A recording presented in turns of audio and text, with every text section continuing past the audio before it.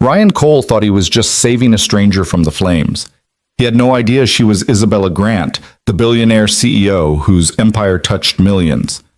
When she returned 2 days later with armed security and a briefcase full of cash, he did something that shocked her more than the fire.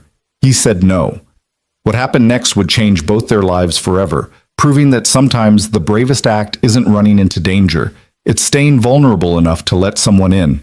Drop a comment with your city name so I can see how far this story travels. The night smelled like gasoline and fear.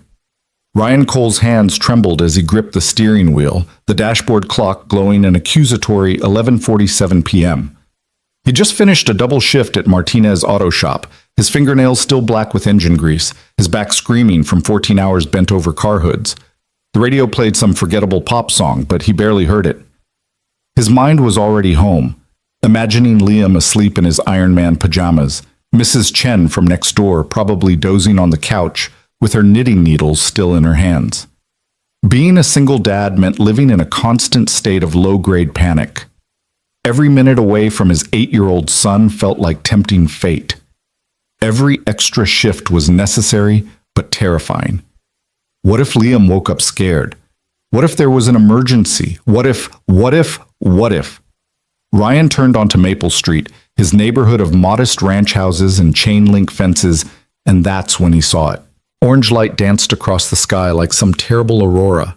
Smoke billowed thick and black, visible even in the darkness, rising from somewhere near the intersection of Maple and 3rd. Ryan's foot instinctively pressed harder on the accelerator. His street. It was his street. "Please, not my house," he whispered, knuckles white. "Please, God, not my house." But as he rounded the corner, his prayer was answered in the worst possible way. It wasn't his house. It was the old Victorian 2 doors down, the one that had been under renovation for months, the one nobody lived in yet. Except the flames consuming it said otherwise. Through the first-floor windows, fire raged like something alive and hungry. And standing in Ryan's yard, still in his Iron Man pajamas, was Liam. Ryan slammed the truck into park so hard it lurched forward. He was out before the engine stopped ticking, sprinting across the lawn. "Liam! Liam!" His son's face was streaked with tears, lit by the hellish glow. Mrs. Chen stood behind him, one hand on his shoulder, her phone pressed to her ear. Yes, the fire department. Maple Street, number 2847. Ryan dropped to his knees, hands frantically checking Liam for injuries. "Are you okay? Are you hurt? Dad!" Liam grabbed his father's shirt. "Dad, there's someone inside. I heard them screaming." Time stopped. Ryan's head snapped toward the burning Victorian. Other neighbors had gathered now, a dozen people standing at a safe distance, their faces flickering in the firelight. Some held phones up, recording. Nobody moved toward the house. "I called 911, said Tom Brennan from across the street, a retired postal worker who'd lived there 30 years. "They're coming. 5 minutes, they said." 5 minutes. Ryan stared at the inferno. The entire first floor was engulfed, flames licking out of broken windows, eating the old wooden siding like paper. Black smoke poured from the roof. The heat was intense even from 20 feet away. 5 minutes was forever when you were burning alive. "Did you hear that?" Mrs. Chen's voice cracked. "Did you hear someone scream?" Everyone stood frozen, the terrible calculus playing out in their silence. The house was gone. Anyone inside was probably already dead. Going in there was suicide. The fire department was coming. Let the professionals handle it. Ryan looked at his son. Liam's eyes were huge, terrified, reflecting flames. In that moment, Ryan saw every lesson he'd ever tried to teach crystallized in one choice. What kind of man do you want to be? What kind of father? "Stay with Mrs. Chen, Meg." Ryan's voice came out surprisingly steady. "Dad?" Liam's face went from fear to horror as he understood. "Dad, no!"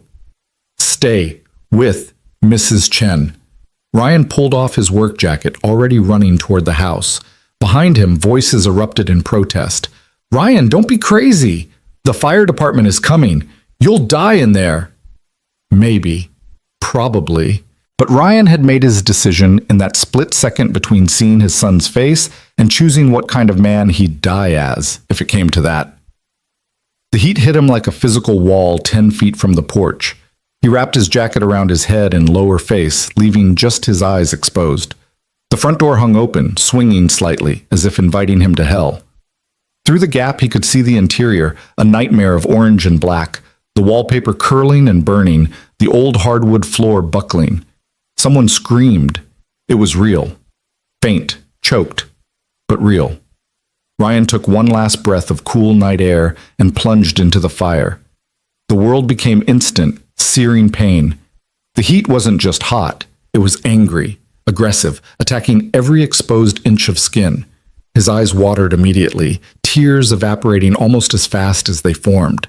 The smoke was thick as tar, turning everything into a hellish fog. He couldn't see more than 3 feet in any direction. "Hello!" His shout was immediately swallowed by the roar of burning wood.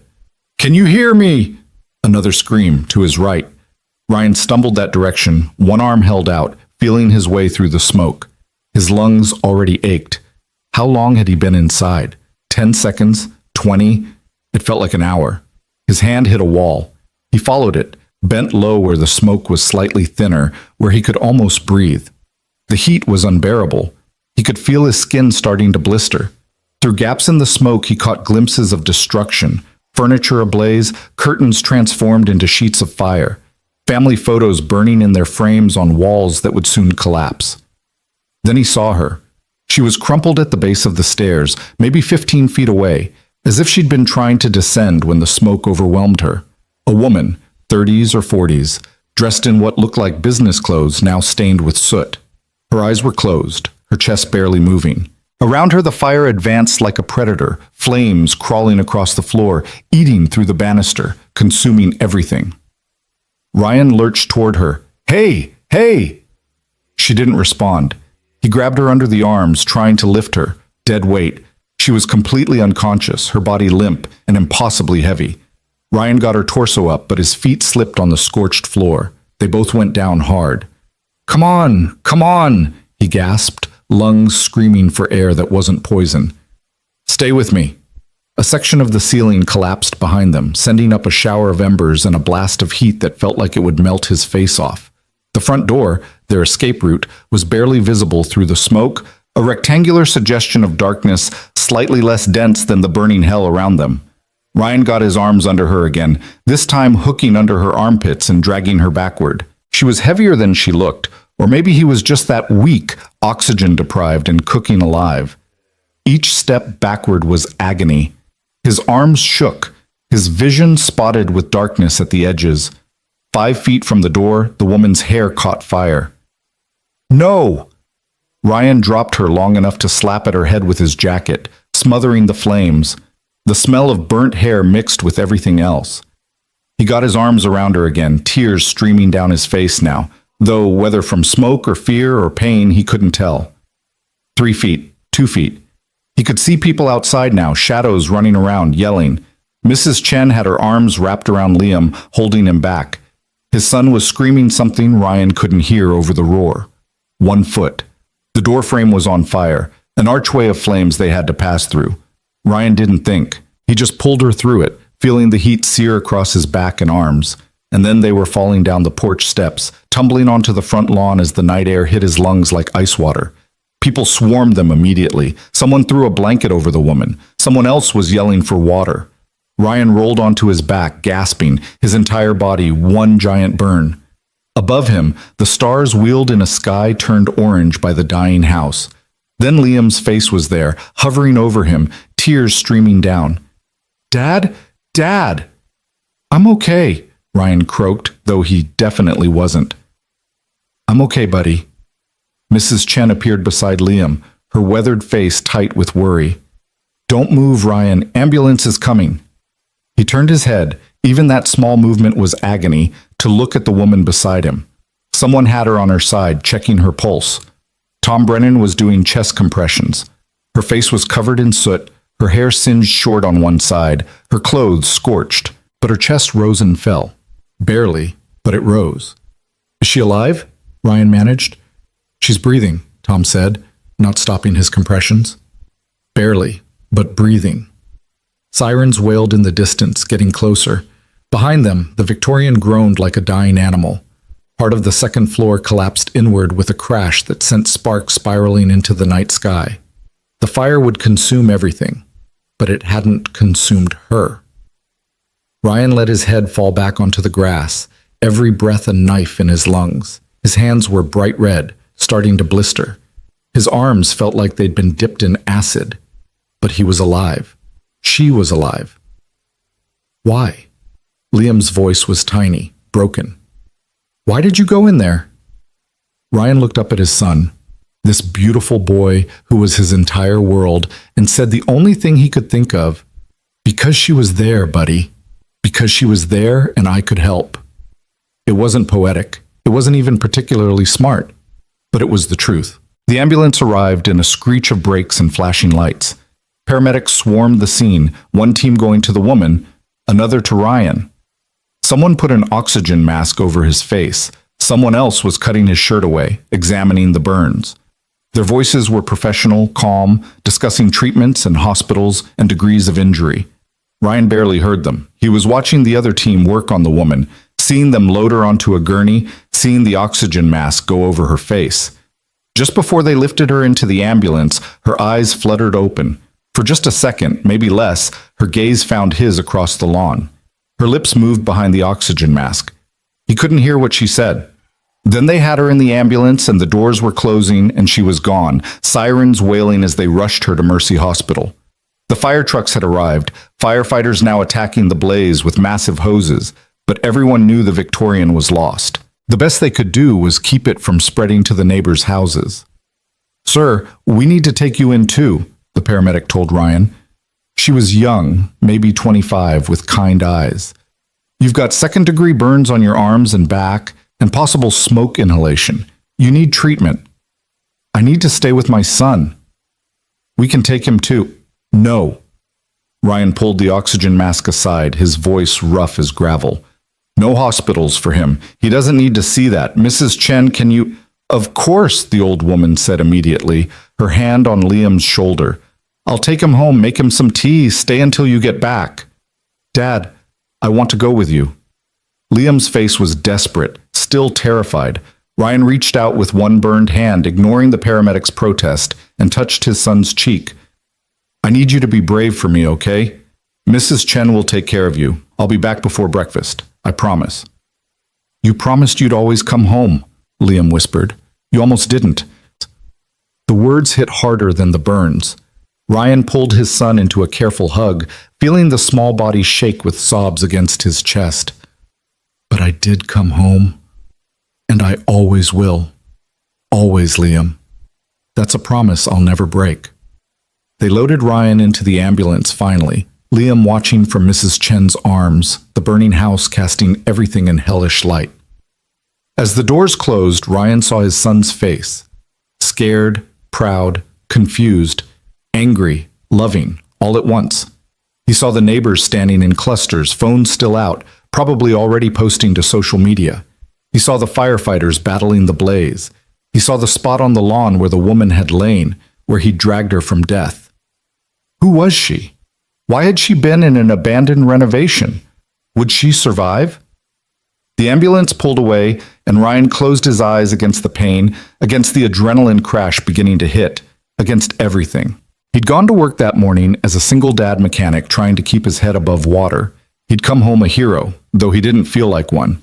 He felt like an idiot who'd almost orphaned his son for a stranger. But when he closed his eyes, he saw her face behind the oxygen mask. He saw her lips moving, and he knew, somehow, that this night wasn't over. That saving her life was just the beginning of something he couldn't yet understand.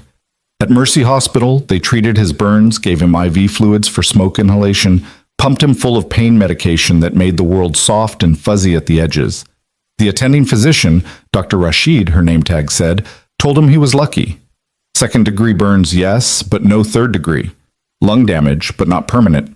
He'd hurt like hell for weeks, but he'd recover completely. "What about the woman?" Ryan asked through the haze of medication. "The one from the fire?" Dr. Rashid's expression shifted slightly. "I can't discuss other patients. Is she alive?" A pause. Then, "Yes. She's in critical condition, but stable." You saved her life, Mr. Cole. If she'd been in there even a minute longer, she didn't finish. She didn't need to. They kept Ryan overnight for observation. Liam visited in the morning, Mrs. Chen driving him over with a change of clothes and a breakfast burrito that Ryan couldn't eat because his stomach was still twisted in knots. His son sat beside the hospital bed, holding his hand carefully to avoid the bandages, and didn't say much, just stayed close. The house burned all the way down, Liam said finally. Nothing left but the chimney. Ryan nodded. He'd known it would. Houses that far gone never came back. Everyone's talking about you. Mrs. Chen says you're a hero. Tom said you're the bravest man on the street. Liam looked up at his father with those big, serious eyes. Are you a hero, Dad? Nobody. I'm just a dad who did what anyone should do. But nobody else did it, just you. Ryan didn't have an answer for that. The truth was, he didn't feel brave. He felt terrified, both of what he'd done and what could have happened. He felt lucky that he hadn't left Liam alone in the world. He felt exhausted and in pain and confused about why someone had been in that empty house in the first place. They discharged him that afternoon with instructions to change his bandages twice daily, prescriptions for pain medication and antibiotics, and orders to follow up with a burn specialist in a week. Ryan signed the papers, collected his son, and went home to their small ranch house that had never looked so beautiful. But he couldn't stop thinking about her, the woman with the singed hair and soot-covered face. Who was she? Did she have family? Had anyone come to see her in the hospital? 2 days passed. Ryan stayed home from work, unable to use his hands well enough to work on engines anyway. Martinez said to take all the time he needed, that his job would be waiting. Neighbors stopped by constantly, bringing casseroles, asking how he was, telling him they'd seen the news. Apparently someone's phone footage had gone viral. Local hero saves woman from inferno, the headline read on the county news website. Ryan hated the attention. He just wanted to heal and get back to normal. He wanted his arms to stop hurting. He wanted to stop having nightmares about burning alive, about not making it out, about Liam growing up without a father. On the evening of the second day, as the sun set in streaks of orange that reminded him too much of fire, headlights appeared at the end of their street. Ryan was on the front porch, watching Liam shoot baskets in the driveway, when he noticed them. Not just headlights, multiple sets, moving in formation. A convoy of vehicles, all black, all expensive looking. SUVs with windows tinted so dark they looked solid. Dad? Liam had stopped dribbling, basketball clutched to his chest. Dad, who is that? The vehicles stopped in front of their house. 4 SUVs, arranged like they were protecting something in the middle. For a long moment, nothing happened. Ryan stood slowly, his arms aching, his heart suddenly pounding. This wasn't normal. This wasn't right. Then the doors opened. Men stepped out first, 6 of them, all wearing dark suits, all with the same alert, watchful posture. Security. Professional, expensive security. They moved with military precision, scanning the street, the houses, the yards. One of them spoke quietly into a wrist microphone. Dad, are those soldiers? Liam whispered, backing toward the porch. I don't know, Ryan said, moving to stand in front of his son. Stay behind me. The middle SUV's door opened last. A woman stepped out, and Ryan's breath caught.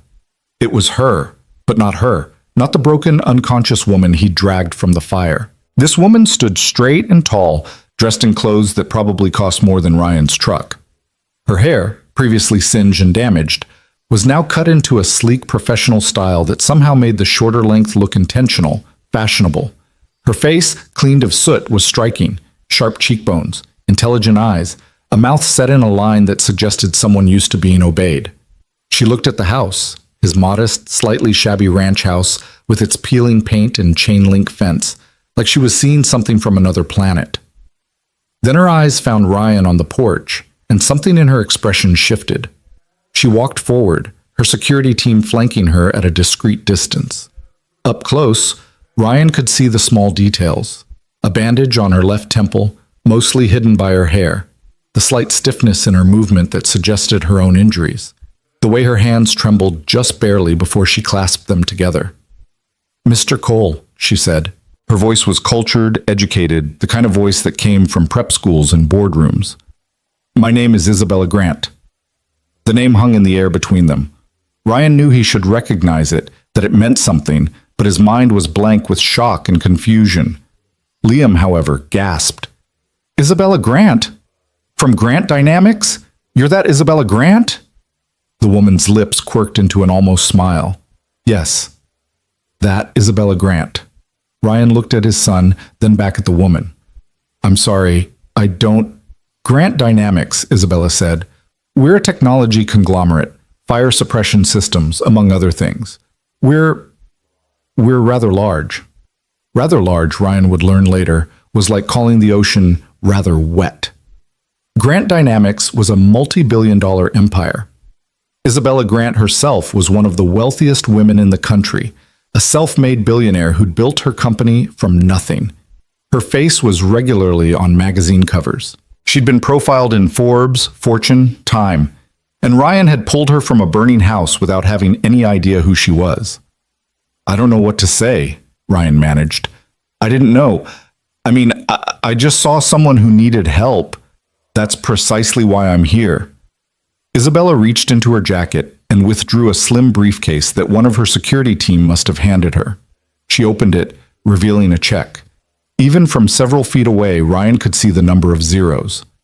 This is for you, Isabella said. It's insufficient, I know. There's no amount of money that adequately compensates for someone risking their life, but please, let me at least try to thank you. Ryan stared at the check. It was more money than he'd see in 5 years of working at the shop. Maybe 10 years. It was life-changing money. Liam's college fund money, pay off the mortgage money.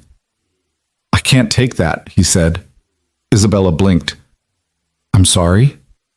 I can't take your money, Ms. Grant. It's not charity, Mr. Cole. It's gratitude. It's also something I can't accept. Ryan looked at the check, then at her face, trying to find the right words. I didn't pull you out of that fire for a reward.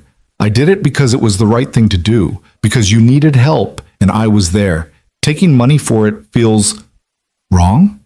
Isabella's voice had gone very quiet. Yeah, wrong. For a long moment, she just looked at him. Her security team shifted uncomfortably. Even Liam seemed to be holding his breath.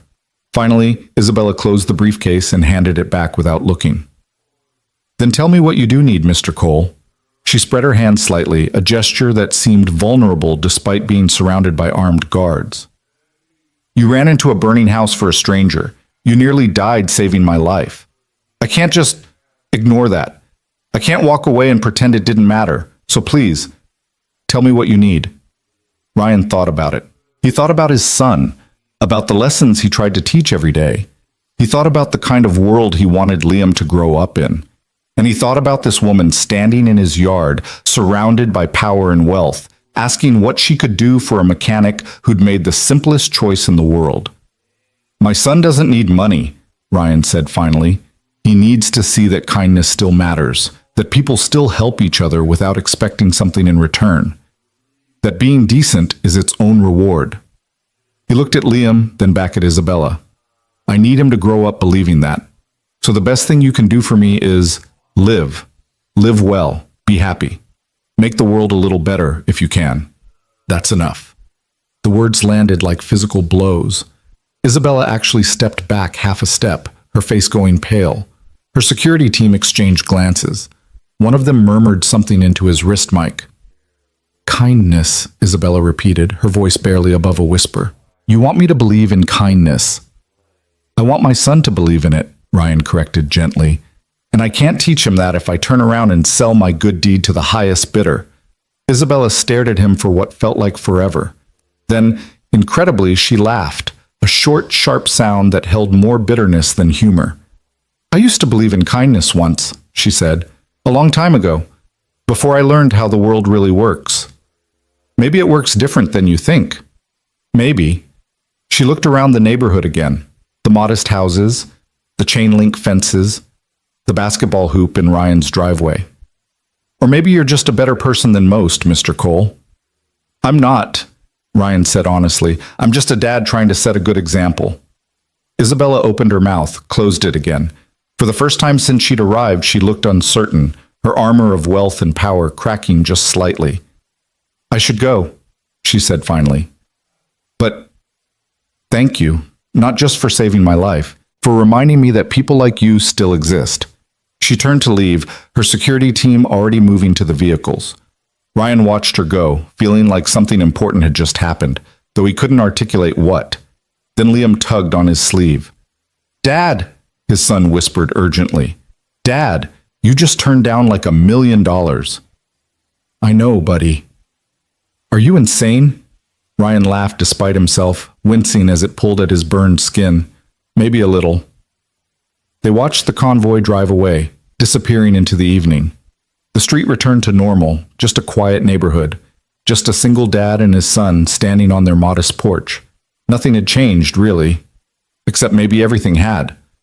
"Do you think she'll really do it?" Liam asked. "Live well and make the world better?" "I don't know," Ryan said honestly, "but at least she knows someone believes she can." He didn't expect to see Isabella Grant again. Why would he? She was a billionaire CEO with a company to run. He was a mechanic with burned arms and a son to raise.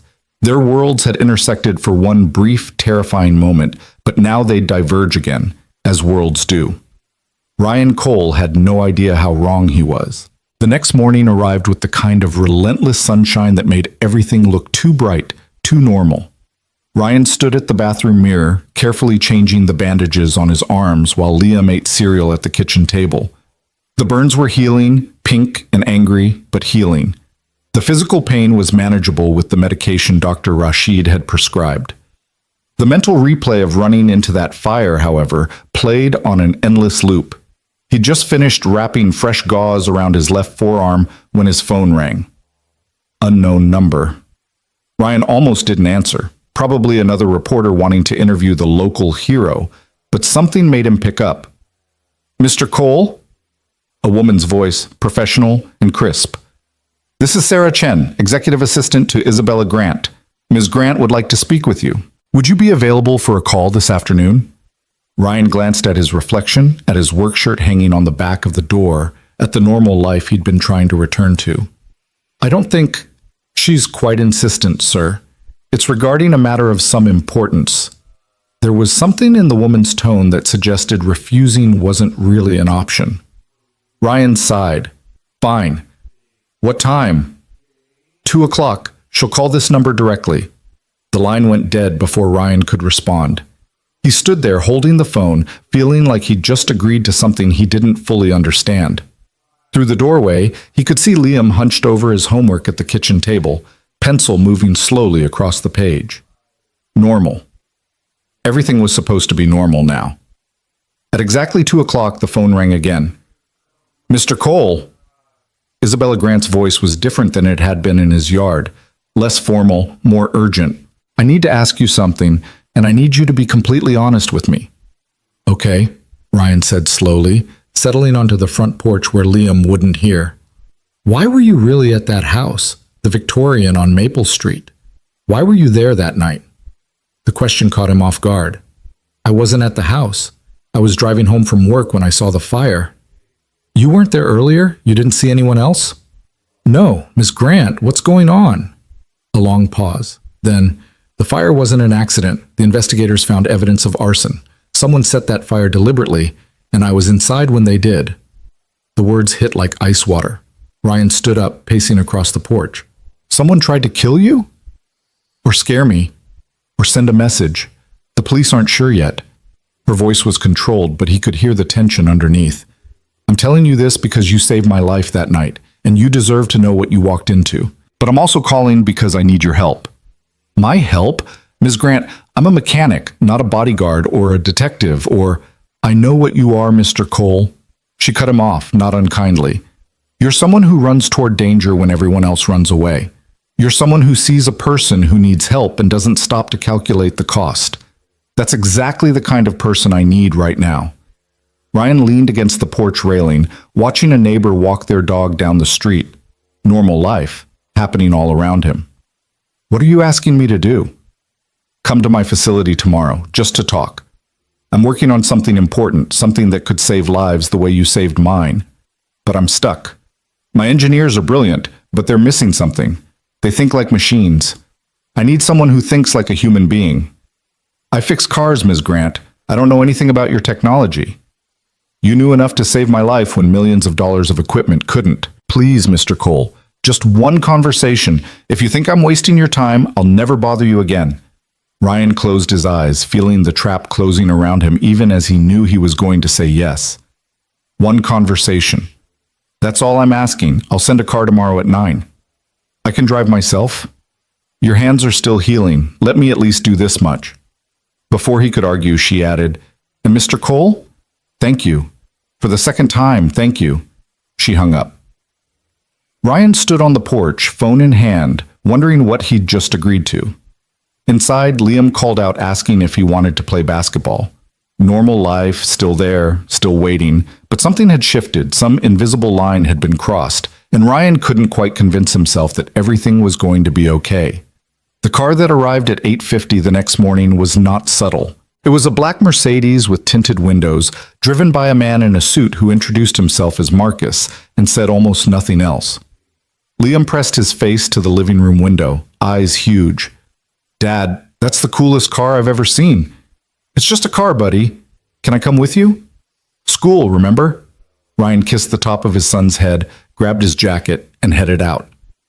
Mrs. Chen was already coming up the walk to watch Liam until the bus arrived. She gave Ryan a long, measuring look. You be careful, she said quietly. Rich people's problems have a way of becoming everybody's problems. It's just a conversation. That's how it always starts. The drive took 40 minutes, heading out of their modest neighborhood and into the industrial park on the city's north side. But Grant Dynamics wasn't just another warehouse. It was a compound, sleek glass buildings surrounded by manicured lawns and security gates that looked like they could withstand a military assault. Marcus drove through 2 checkpoints before finally pulling up to the main building's entrance. Isabella Grant was waiting in the lobby. She looked different in her element, more commanding, more certain. The vulnerability he'd glimpsed in his yard was gone, replaced by the armor of a woman who'd built an empire. But when she saw him, something softened in her expression. Mr. Cole, thank you for coming. Ryan, he said, if we're going to talk, you can call me Ryan. Then you should call me Isabella. She gestured toward the elevators. My lab is on the 3rd floor. I want to show you something. They rode up in silence, Isabella's security team maintaining a discreet distance.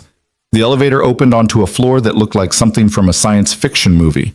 All white walls and glass partitions, with people in lab coats moving between stations filled with equipment Ryan couldn't begin to identify.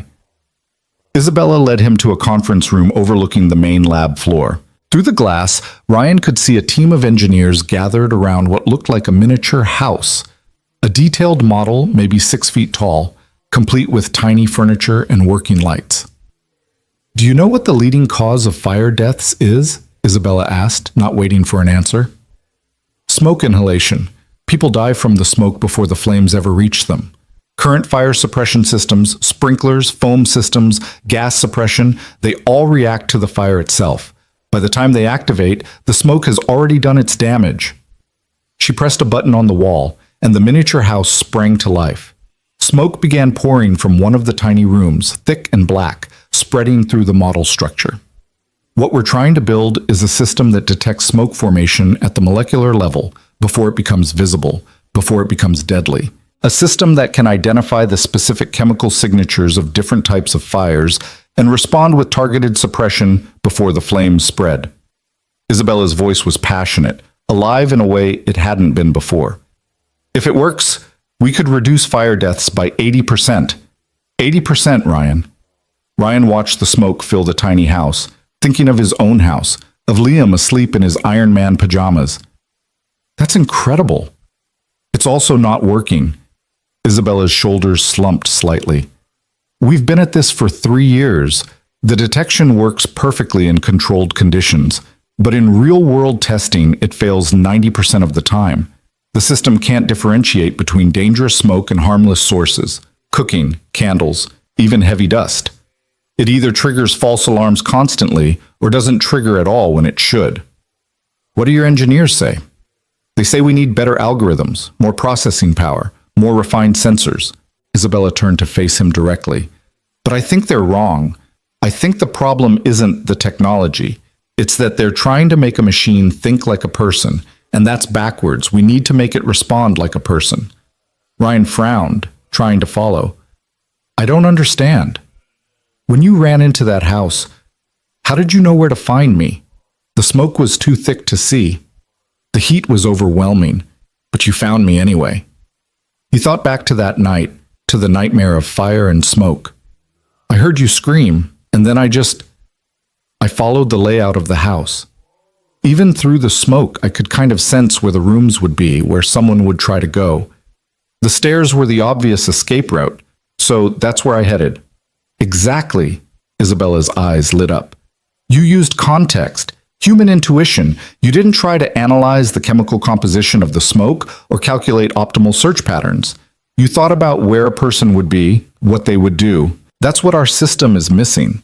She led him down to the lab floor, where the team of engineers was resetting the model house. Up close, Ryan could see the incredible detail. Tiny books on tiny shelves, miniature photos on the walls, even small lamps that actually worked. It was someone's home, perfectly rendered at 1/6 scale. This is Dr. Lawrence Kim, Isabella said, introducing a man in his 40s with gray-streaked hair and tired eyes. He's been leading the project. Dr. Kim nodded at Ryan without much enthusiasm.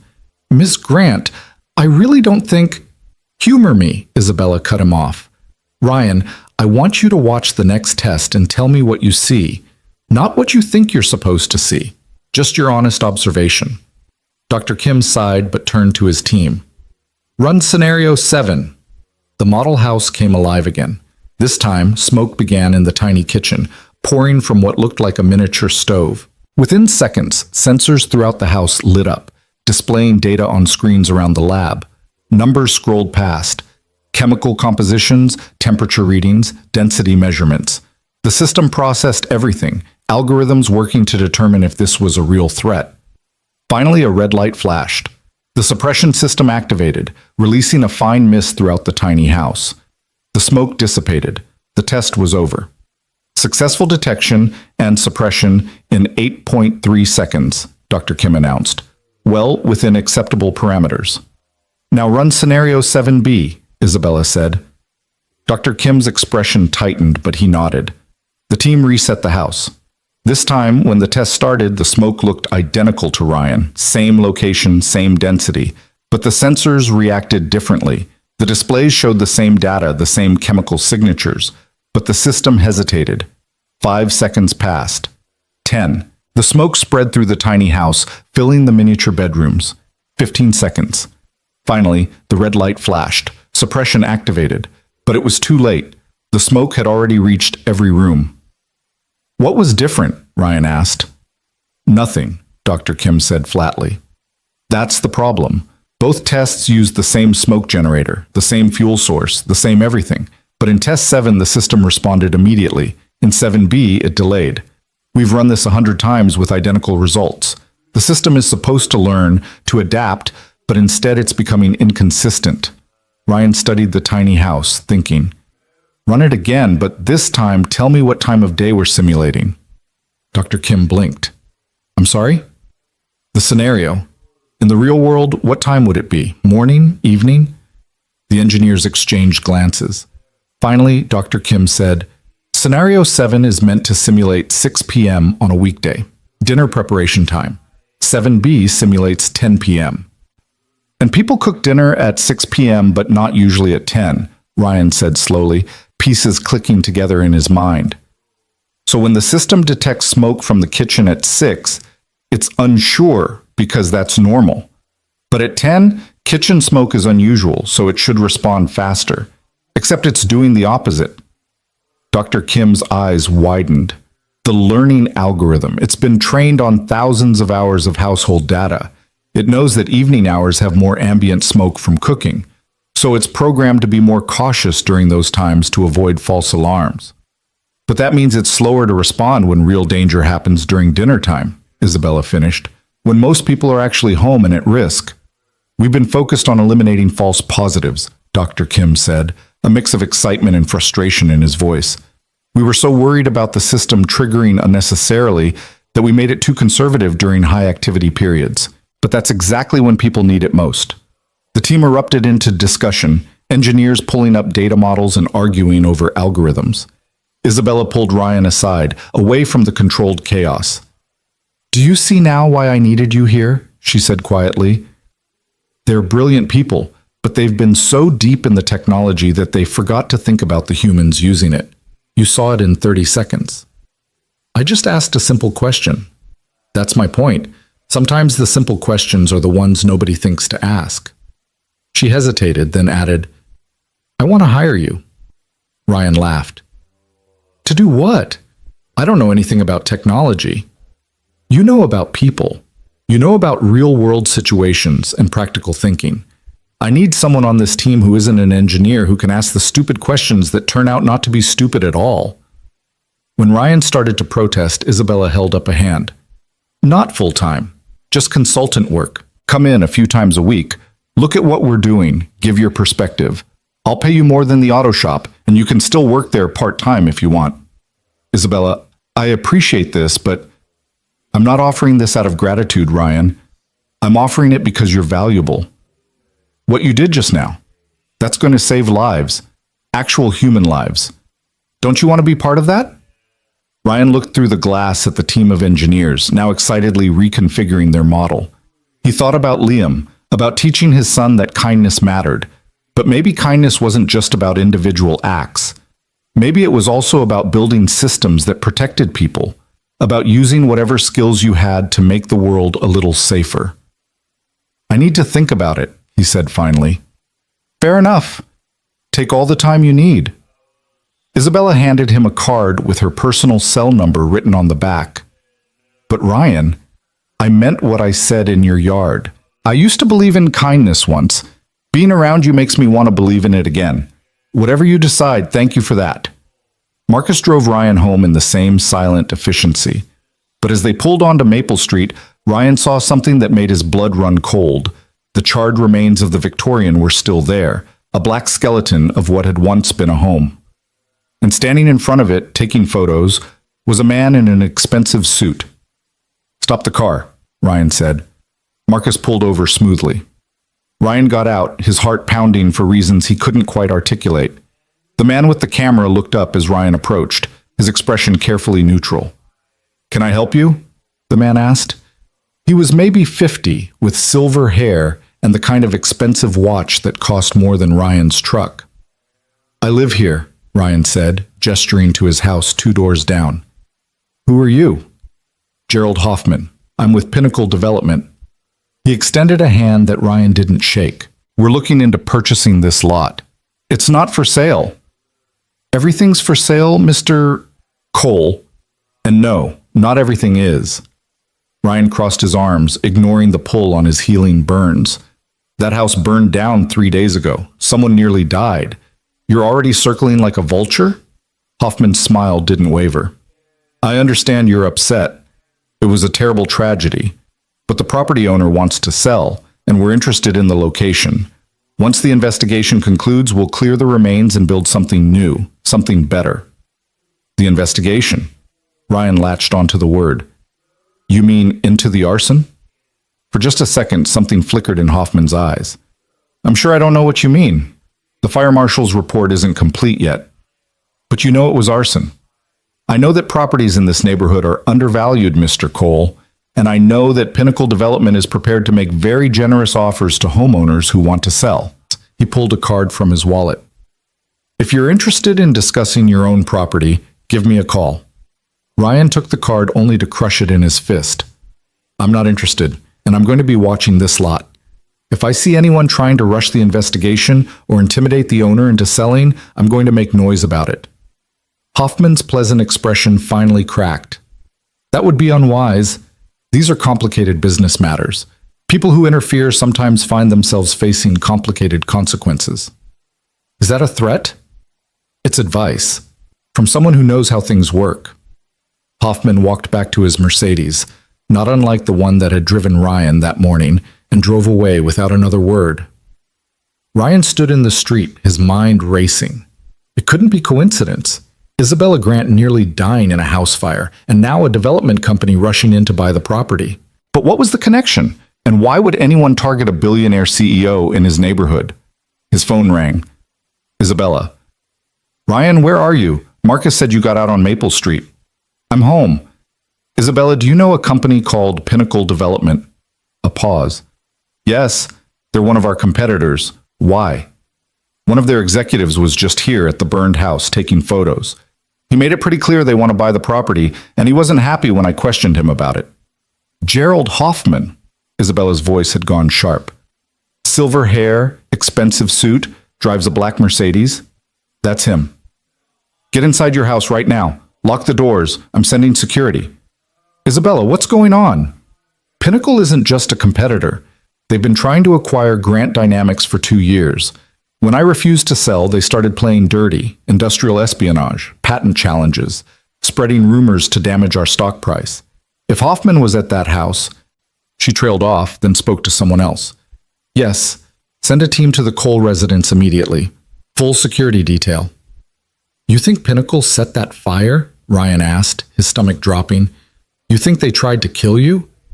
I think they'll do whatever it takes to force me out. And now they know you're connected to me. Ryan, please, just get inside and wait for my team. She hung up. Ryan stood frozen for a moment, processing everything. Then he ran for his house, taking the porch steps 2 at a time. Inside, Liam looked up from his homework with surprise. Dad? I thought you weren't coming home until... Pack a bag, Ryan said, his voice tight. Just essentials. We're leaving for a few days. What? Why? I'll explain in the car. Just trust me, Liam. Please. His son must have heard something in his voice because he didn't argue, just ran to his room and started throwing clothes into his backpack. Ryan did the same, his hands shaking as he grabbed their medications, Liam's inhaler, important documents. What had he done? He just wanted to save someone from a fire. Now he was fleeing his own home because billionaires and developers were playing dangerous games. A car pulled up outside, not Marcus this time, but a different vehicle. A dark SUV that looked identical to the ones that had accompanied Isabella to his house. 2 men got out, the same alert, professional demeanor as her security team. But then another car appeared, a black Mercedes. Gerald Hoffman stepped out, that same pleasant smile on his face. Ryan's blood turned to ice. He grabbed Liam's hand. We're going out the back. Dad, what's happening? Just stay close to me. They were halfway through the kitchen when someone knocked on the front door. Not knocked, pounded, hard enough to rattle the frame. Mr. Cole, Hoffman's voice no longer pleasant. We need to talk. Ryan pulled Liam toward the back door, his heart hammering. But as he reached for the handle, it opened from the outside. A man stood there, bigger than the ones from the SUV, with a face that suggested he was paid to hurt people. Going somewhere? The man asked. Ryan pushed Liam behind him, his mind racing for options. They were trapped. Front door and back door, both blocked. His phone was in his pocket, but calling 911 would take too long. Screaming for help might work if the neighbors heard, but might also get them hurt faster. Then he heard it. More vehicles outside arriving fast, car doors slamming, voices shouting commands. The man blocking the back door suddenly looked uncertain. That would be my security team, said a voice from the front of the house. Isabella Grant walked into view, flanked by 4 guards in suits. And I've already called the police. They're 2 minutes out. Hoffman appeared behind her, his pleasant mask completely gone now.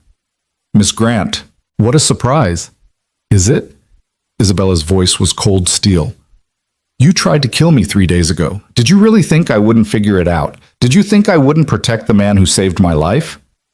I have no idea what you're talking about. I'm simply here to discuss business with Mr. Cole.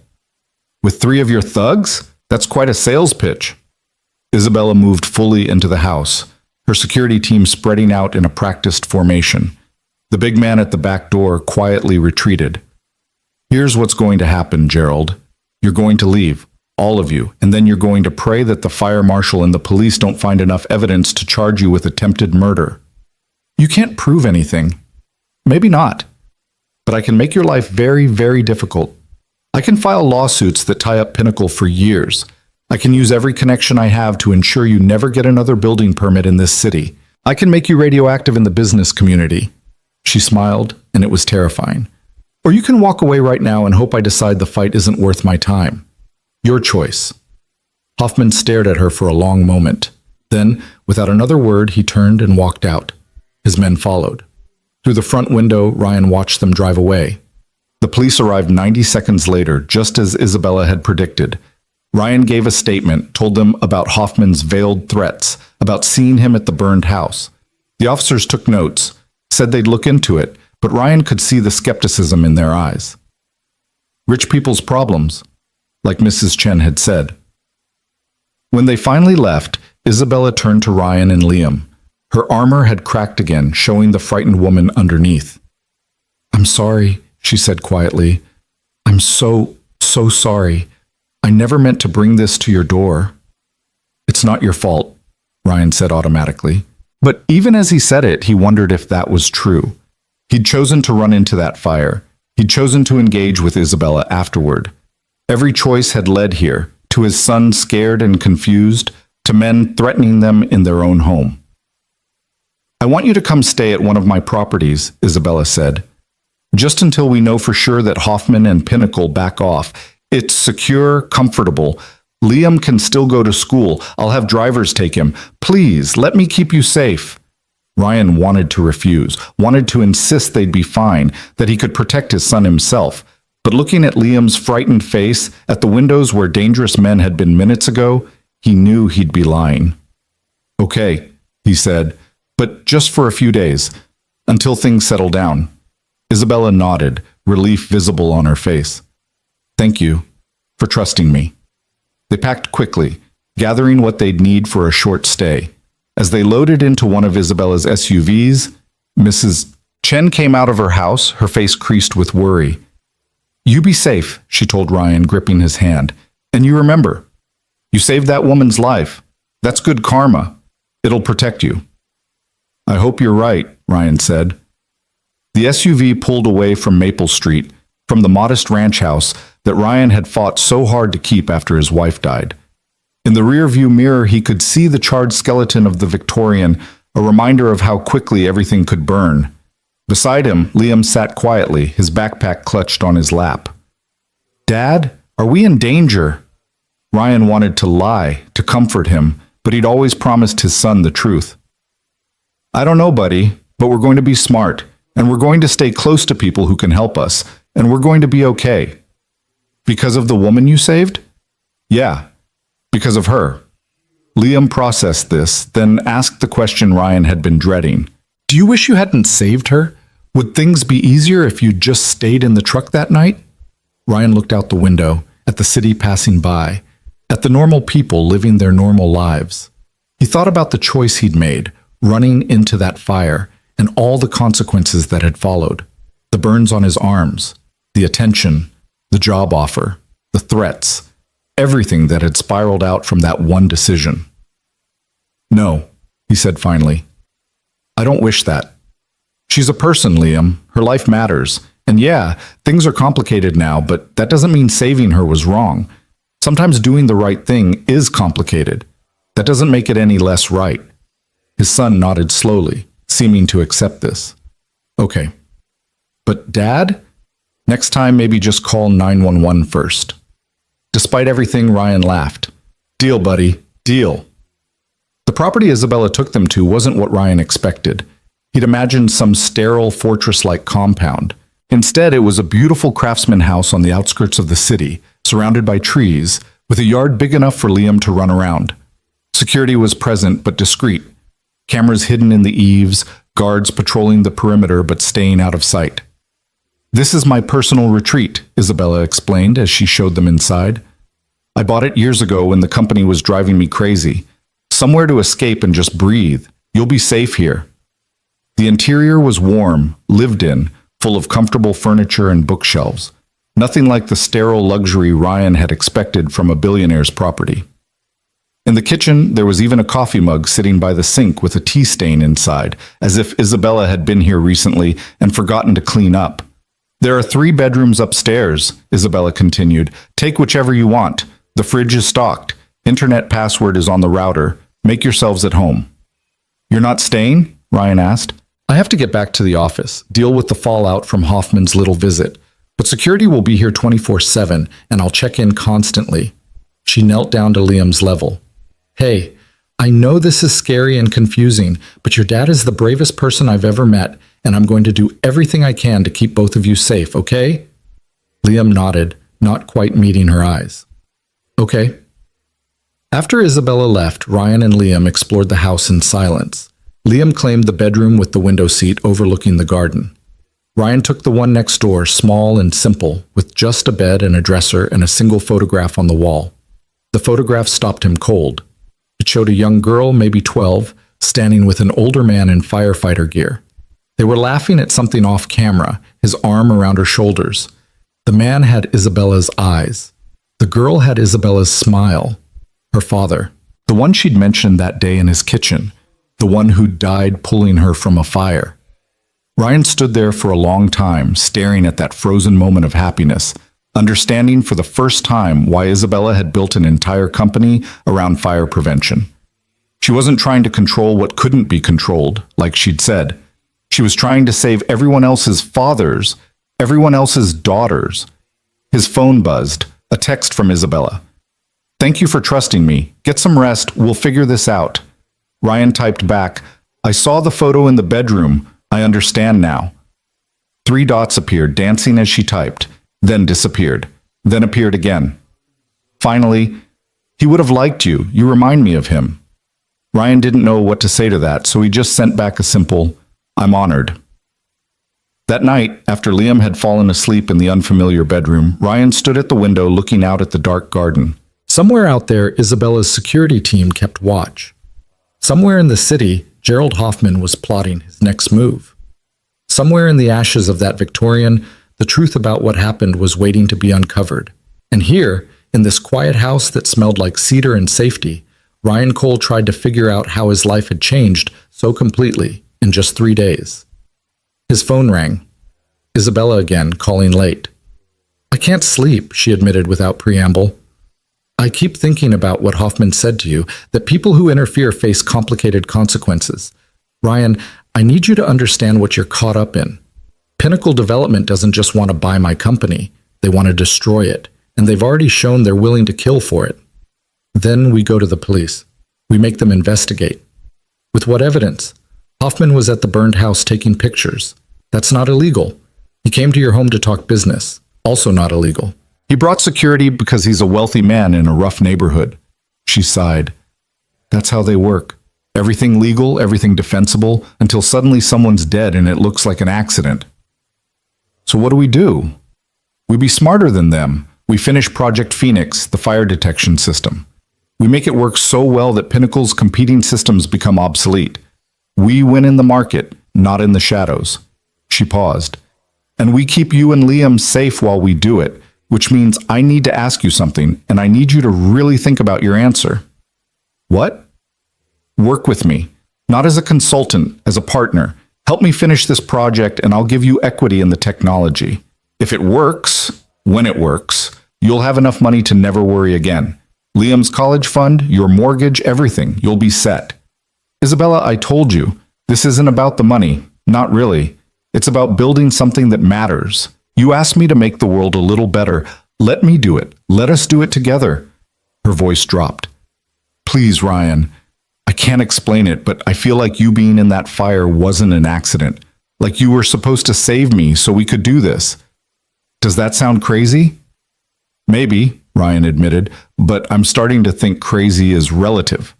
He heard her laugh softly on the other end. Get some sleep. We'll talk more tomorrow. And Ryan, thank you for everything.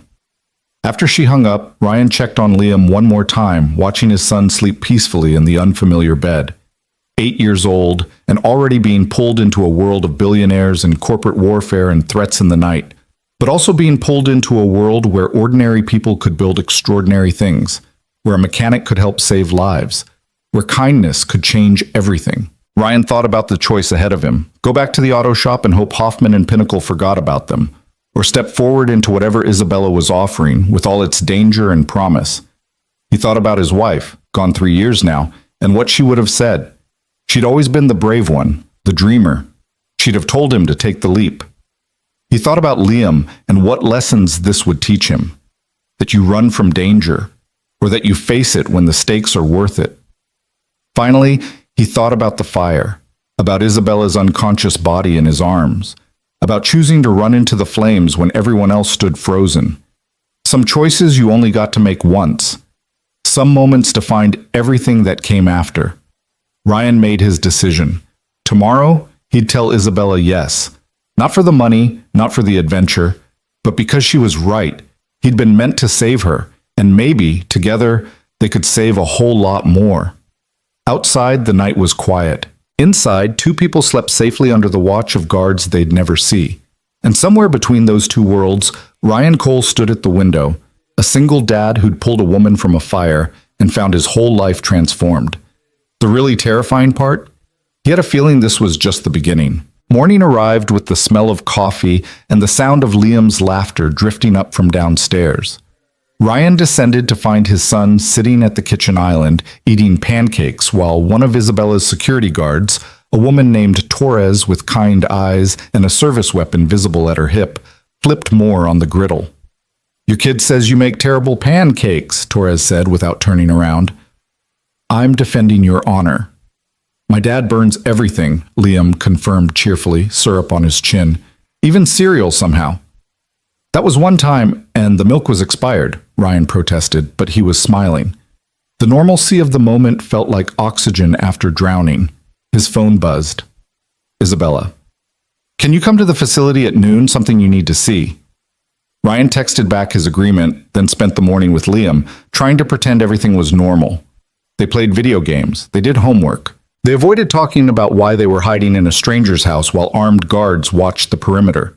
When Torres drove Ryan to Grant Dynamics just before noon, Liam barely looked up from his math worksheet, already comfortable in this strange new reality in the way only children could be. The facility felt different today, more urgent.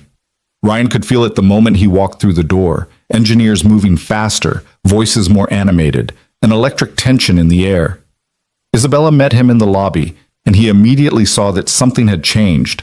She looked exhausted but alive, the way people looked when they'd been up all night chasing something important. "We did it," she said without preamble. "Or we're close. After you left yesterday, Dr. Kim and his team completely rebuilt the learning algorithm based on your observation. They've been running tests all night." She grabbed his hand. Her fingers were cold, trembling slightly with fatigue and excitement. "Come see." The lab was controlled chaos. The miniature house sat at the center, surrounded by engineers and monitors displaying streams of data. Dr. Kim looked like he hadn't slept, his hair standing at odd angles, coffee stains on his lab coat, but his eyes blazed with the fervor of discovery. "Mr. Cole," he said, and there was respect in his voice now, maybe even gratitude. "We've run 63 scenarios in the past 18 hours.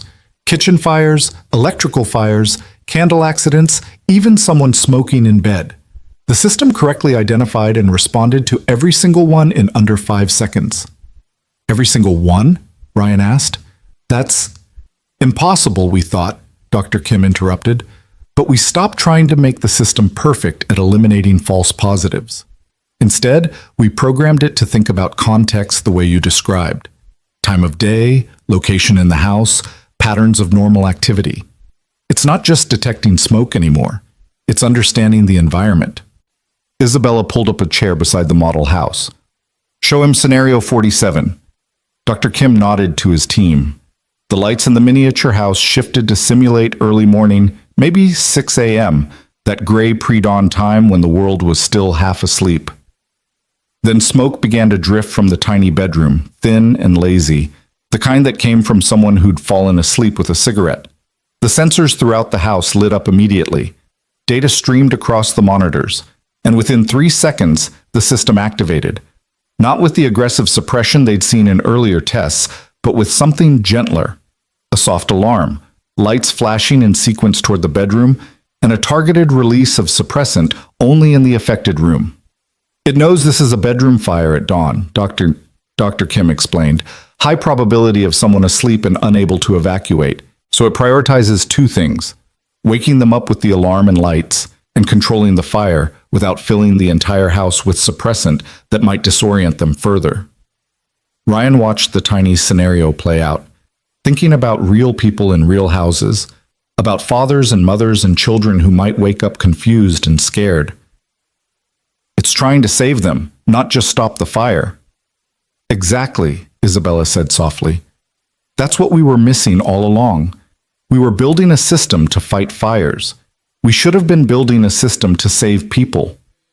The test concluded successfully. The engineers reset for the next scenario. Isabella pulled Ryan away from the controlled chaos through a door into a smaller conference room where the noise and energy couldn't follow. She closed the door and leaned against it, suddenly looking as exhausted as she probably felt. The board meets tomorrow, she said. They've been skeptical about Project Phoenix from the beginning. Too expensive, too ambitious, too risky. But if I can show them these results, if I can prove it works... She trailed off, then met his eyes.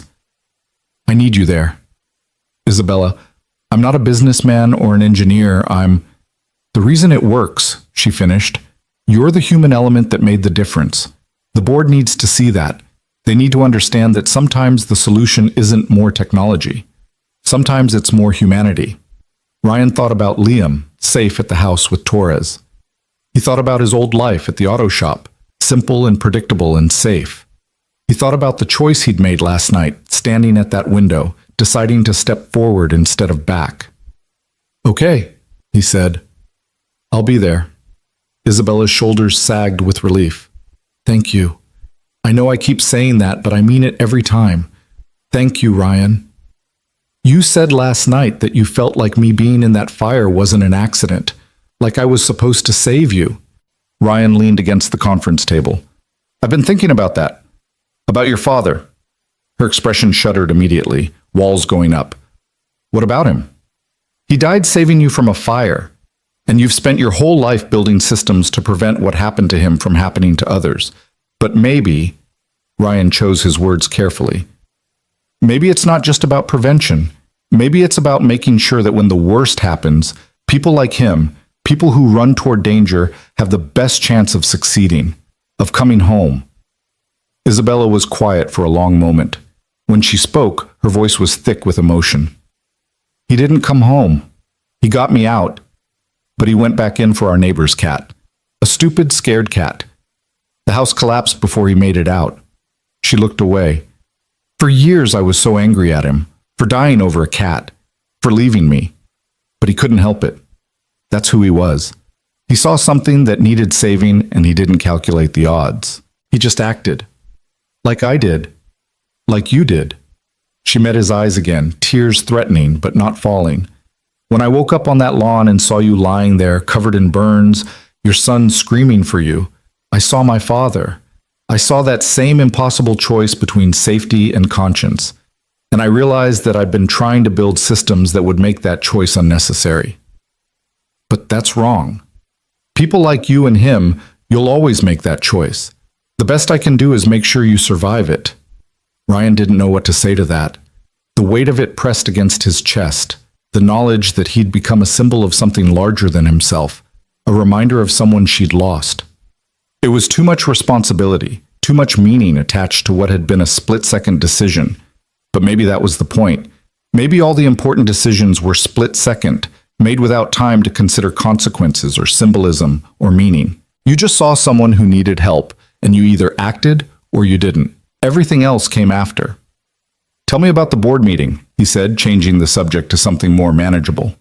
What do I need to know? Isabella straightened, wiping at her eyes quickly, rebuilding her armor. There are 7 board members. 3 of them have been trying to force me out for the past year, convinced they can run the company better. 2 are loyal to me. 2 are undecided. The presentation needs to convince those 2 undecided votes that Project Phoenix is worth the investment. And if it doesn't, then the board might vote to shut down the project, maybe vote to remove me as CEO. She said it calmly, but Ryan could see the fear underneath. Hoffman and Pinnacle have been spreading rumors, making investors nervous. This presentation isn't just about Phoenix. It's about whether I keep control of the company my father's death inspired me to build. The stakes suddenly felt impossibly high. Ryan was just a mechanic who'd pulled someone from a fire. Now he was supposed to help save a multi-billion-dollar company from a corporate takeover? It was absurd. It was terrifying. It was exactly the kind of thing he'd decided last night to say yes to. Then we'd better make sure they say yes, Ryan said. They spent the rest of the afternoon preparing. Dr. Kim and his team compiled the test results into a presentation. Isabella worked with her communications director on the narrative, the story they'd tell about how Phoenix had evolved.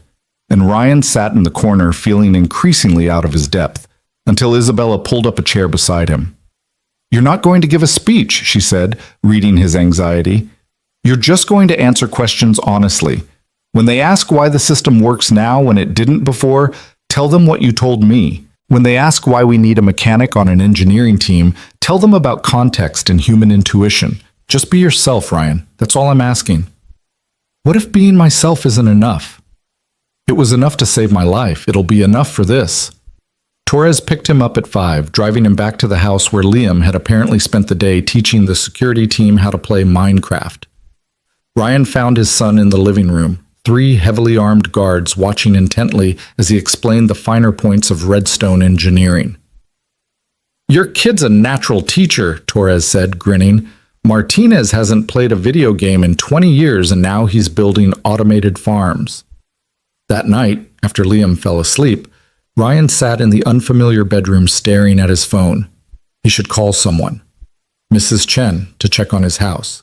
Martinez at the auto shop to explain why he wouldn't be in for a while. His sister in Portland, who he hadn't talked to in months.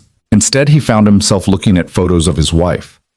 Sarah, who'd died 3 years ago in a car accident so sudden and stupid that Ryan still sometimes forgot she was gone. She'd been the brave one, the dreamer. She'd have loved this insanity, the billionaire CEO, the corporate intrigue, the chance to build something meaningful. "I hope I'm doing the right thing," he whispered to her photo. "I hope you'd be proud."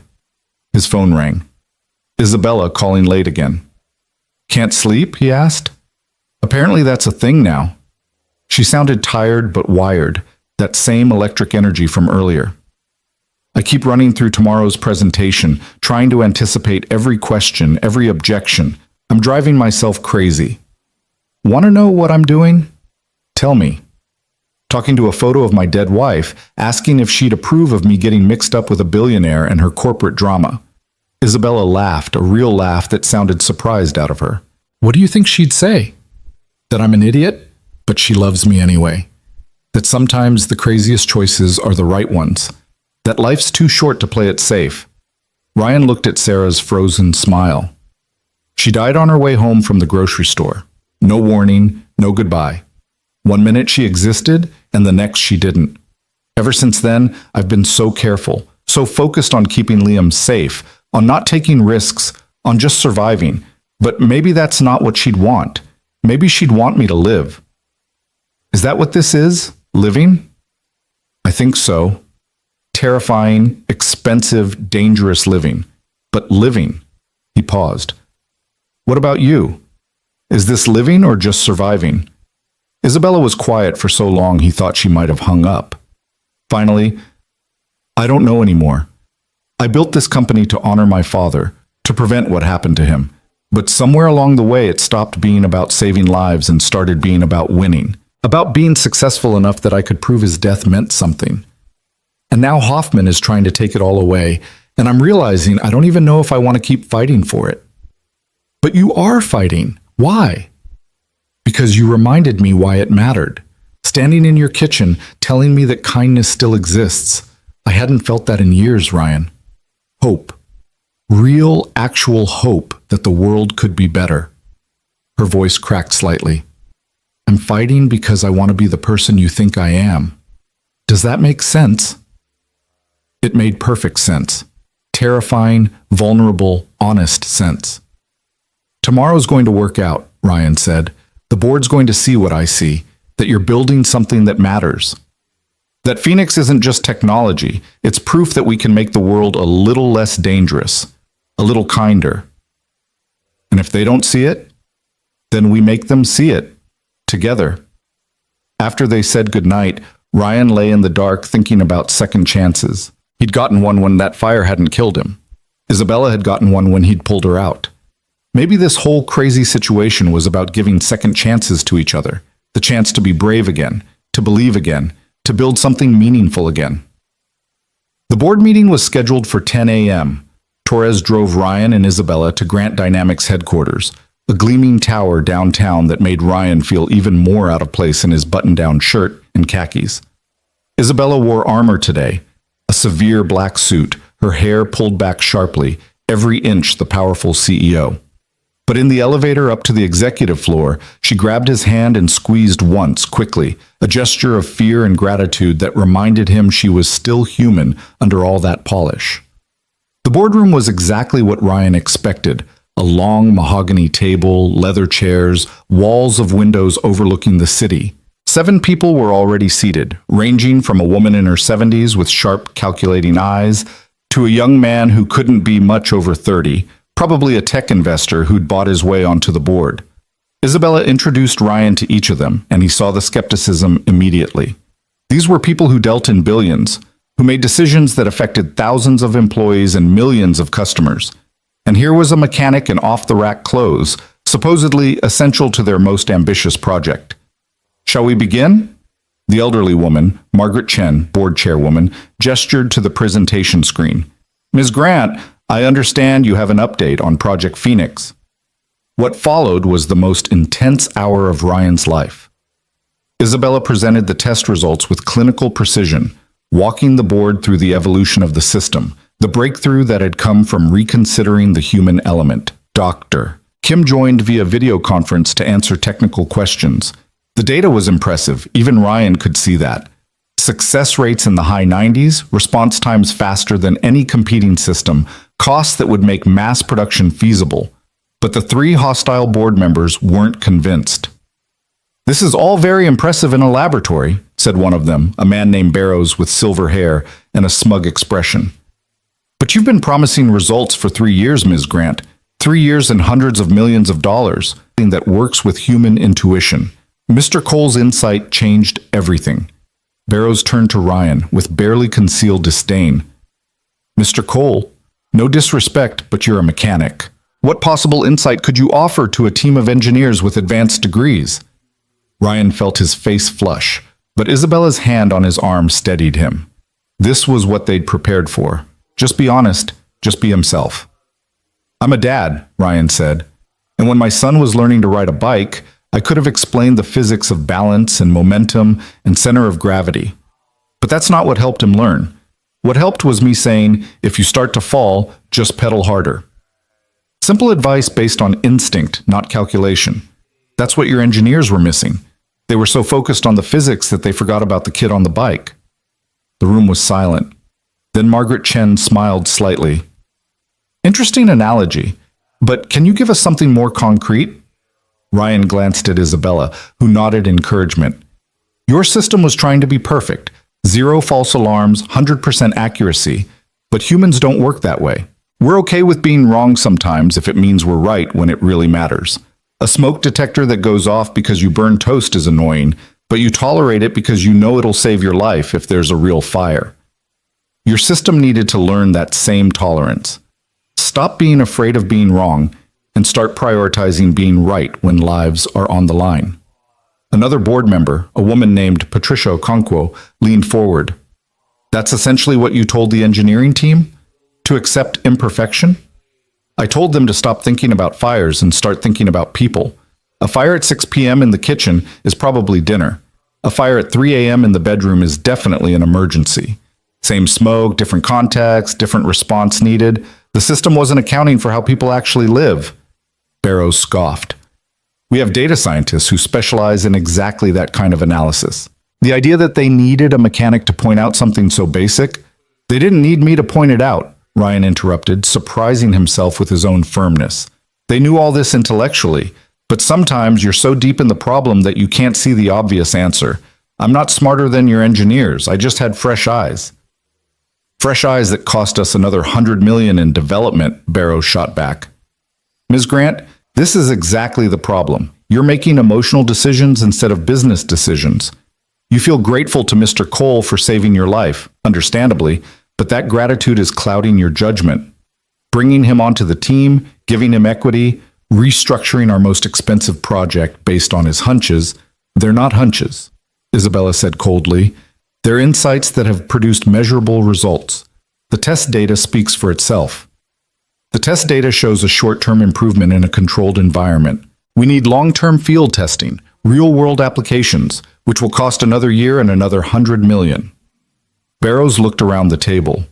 I'm recommending we shut down Project Phoenix immediately and focus our resources on acquisitions. There are smaller companies with proven fire suppression technologies that we could buy for less than we've already spent on Phoenix. You mean like Pinnacle Development? Isabella's voice was ice. The room went very still. Barrows' expression didn't change, but something flickered in his eyes. I don't know what you're implying. I'm implying that Pinnacle has been trying to force me out so they can acquire Grant Dynamics. And I find it interesting that you're recommending we abandon our most innovative project right when it's showing real promise, almost like you have a vested interest in seeing it fail. That's a serious accusation, Margaret Chen said quietly. It's a serious situation, Isabella responded. Someone set fire to a house I was inspecting. Someone sent intimidation to Mr. Cole after he saved my life. And someone on this board has been leaking confidential project information to our competitors. So yes, Margaret, I'm making accusations, because I'm done pretending this is just normal business disagreement. The room erupted. Board members talking over each other, demanding proof, threatening lawsuits. Ryan sat frozen, watching the company implode around Isabella's declaration. This was corporate warfare, and he was hopelessly out of his depth. Then Barrows stood up, his face red. This is absurd. I've served on this board for 8 years. My reputation is beyond question. The fact that you're making these paranoid claims shows exactly why you're unfit to lead this company, Ms. Grant. You're emotional, impulsive, and you're letting personal relationships compromise your business judgment. Sit down, Thomas. Margaret Chen's voice cut through the chaos like a blade. Everyone fell silent.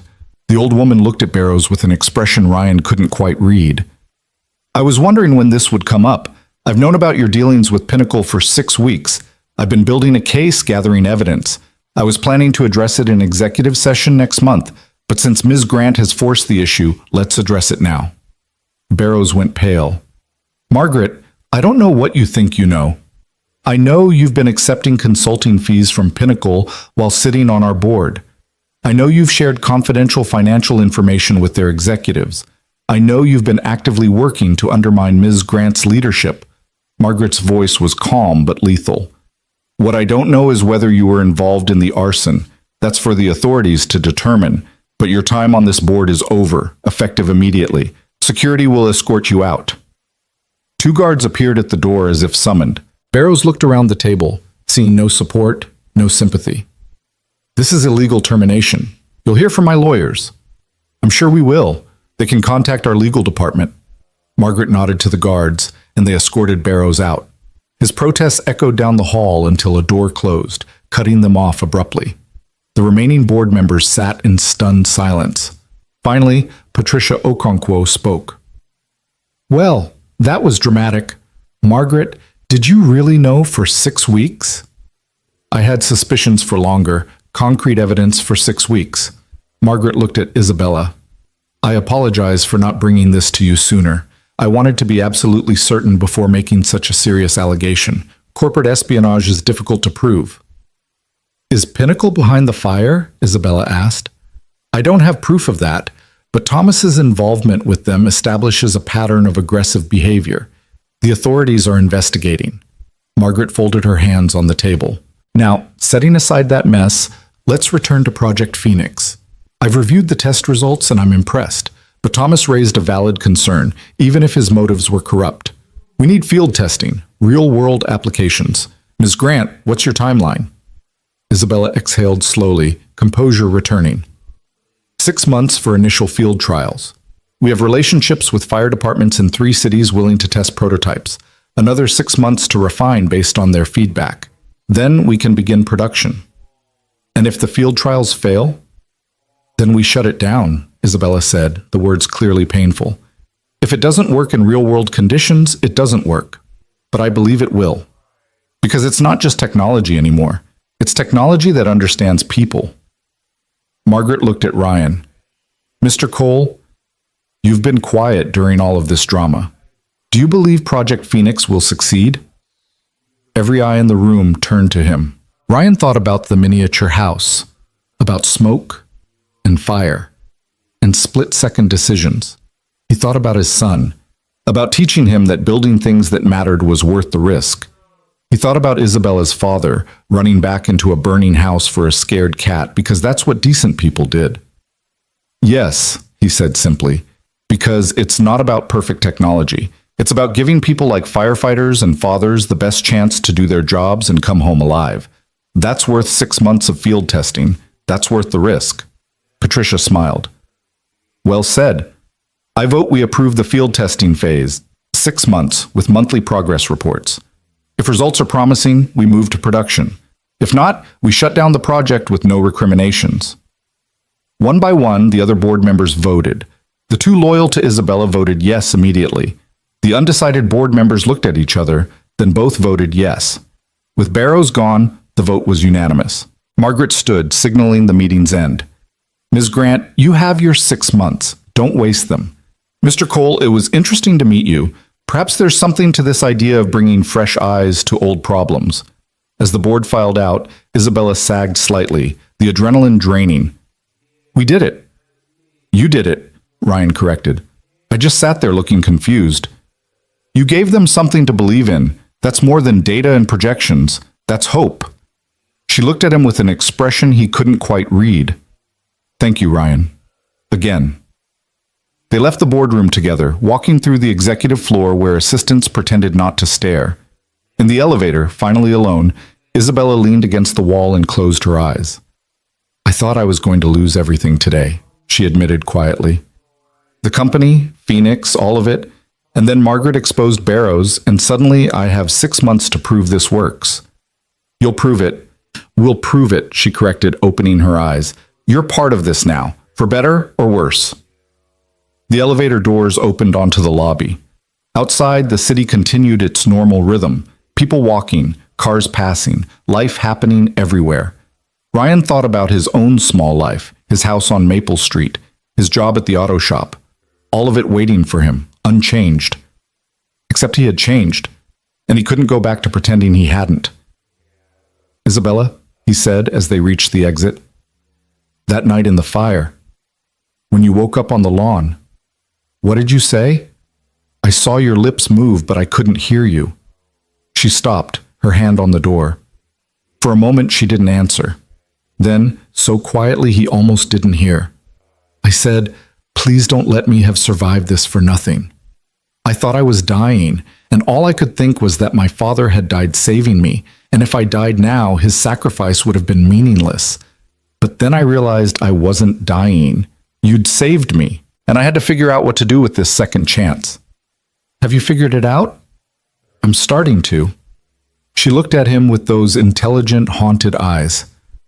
I think maybe it's this, building something that saves lives, working with someone who reminds me why it matters, actually living instead of just surviving. They walked out into the afternoon sun, and Ryan felt the weight of everything that had happened settle on his shoulders. The fire, the rescue, the threats, the board meeting. All of it had led here, to this moment, standing outside a building where decisions worth millions of dollars were made every day.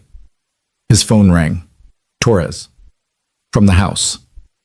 Ryan, it's Liam. He's fine, don't panic, but he's asking for you. He had a nightmare about the fire, woke up scared. I think he needs his dad. Ryan's heart clenched. I'm coming. 20 minutes. He hung up and turned to Isabella. I have to go. Liam needs me. Of course, go. She touched his arm briefly. Ryan, what you said in there about being a dad first, that's why this is going to work. Because you never forget what actually matters. Torres was waiting with the car. During the drive back to the house, Ryan thought about Liam scared and asking for him, about being the kind of father who came when called, who made his son feel safe even when the world was dangerous and confusing. That mattered more than board meetings or billion-dollar projects or any of it, but maybe, just maybe, he could do both. Maybe he could be a good father and also build something meaningful. Maybe those things weren't contradictory. Maybe they were the same thing looked at from different angles. At the house, he found Liam curled up on the couch, pale and shaky. Ryan sat beside him and pulled him close, feeling the small body press against his side, seeking comfort and safety. "Tell me about the nightmare," Ryan said softly. "You were in the fire again. But this time you didn't come out. I kept waiting and waiting, but you never came out." Liam's voice was small, scared. "And I was alone." Ryan held him tighter. "I did come out, buddy. I came out and I'm right here. You're not alone. But what if next time you don't? What if you help that lady with her project and something bad happens? What if Mr. Hoffman comes back?" These were reasonable fears, rational fears. Ryan couldn't promise nothing bad would happen. He couldn't guarantee absolute safety. Life didn't work that way, as Sarah's sudden death had proven. "I can't promise nothing bad will ever happen," Ryan said honestly. "But I can promise that I will always do everything in my power to come home to you. And I can promise that what I'm doing with Isabella matters. We're building something that will help protect people, help make sure other dads make it home to their kids. Doesn't that seem worth it?" Liam thought about this, his child's mind wrestling with complex ideas. "Is that why you went into the fire? To make sure other people's dads come home?" "No, I went into the fire because someone needed help, and I could give it. But now with Phoenix, we can help even more people. We can make the tools that keep firefighters and families safe. That's a different kind of helping, but it's just as important." "Okay," Liam said finally. "But Dad, can we maybe help people with things that aren't on fire? Like, I don't know, building playgrounds or something?" Despite everything, Ryan laughed. "Yeah, buddy. After this, we'll stick to helping with non-burning things. Promise."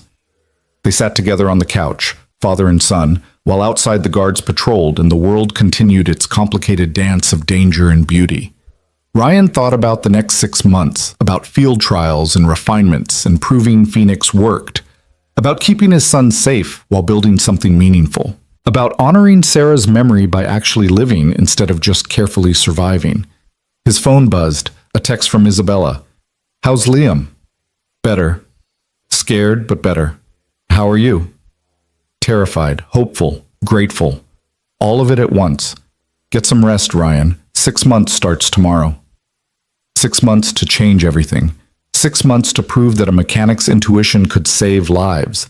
6 months to show that sometimes the bravest thing wasn't running into fires. It was staying the course when everything got complicated and scary and real.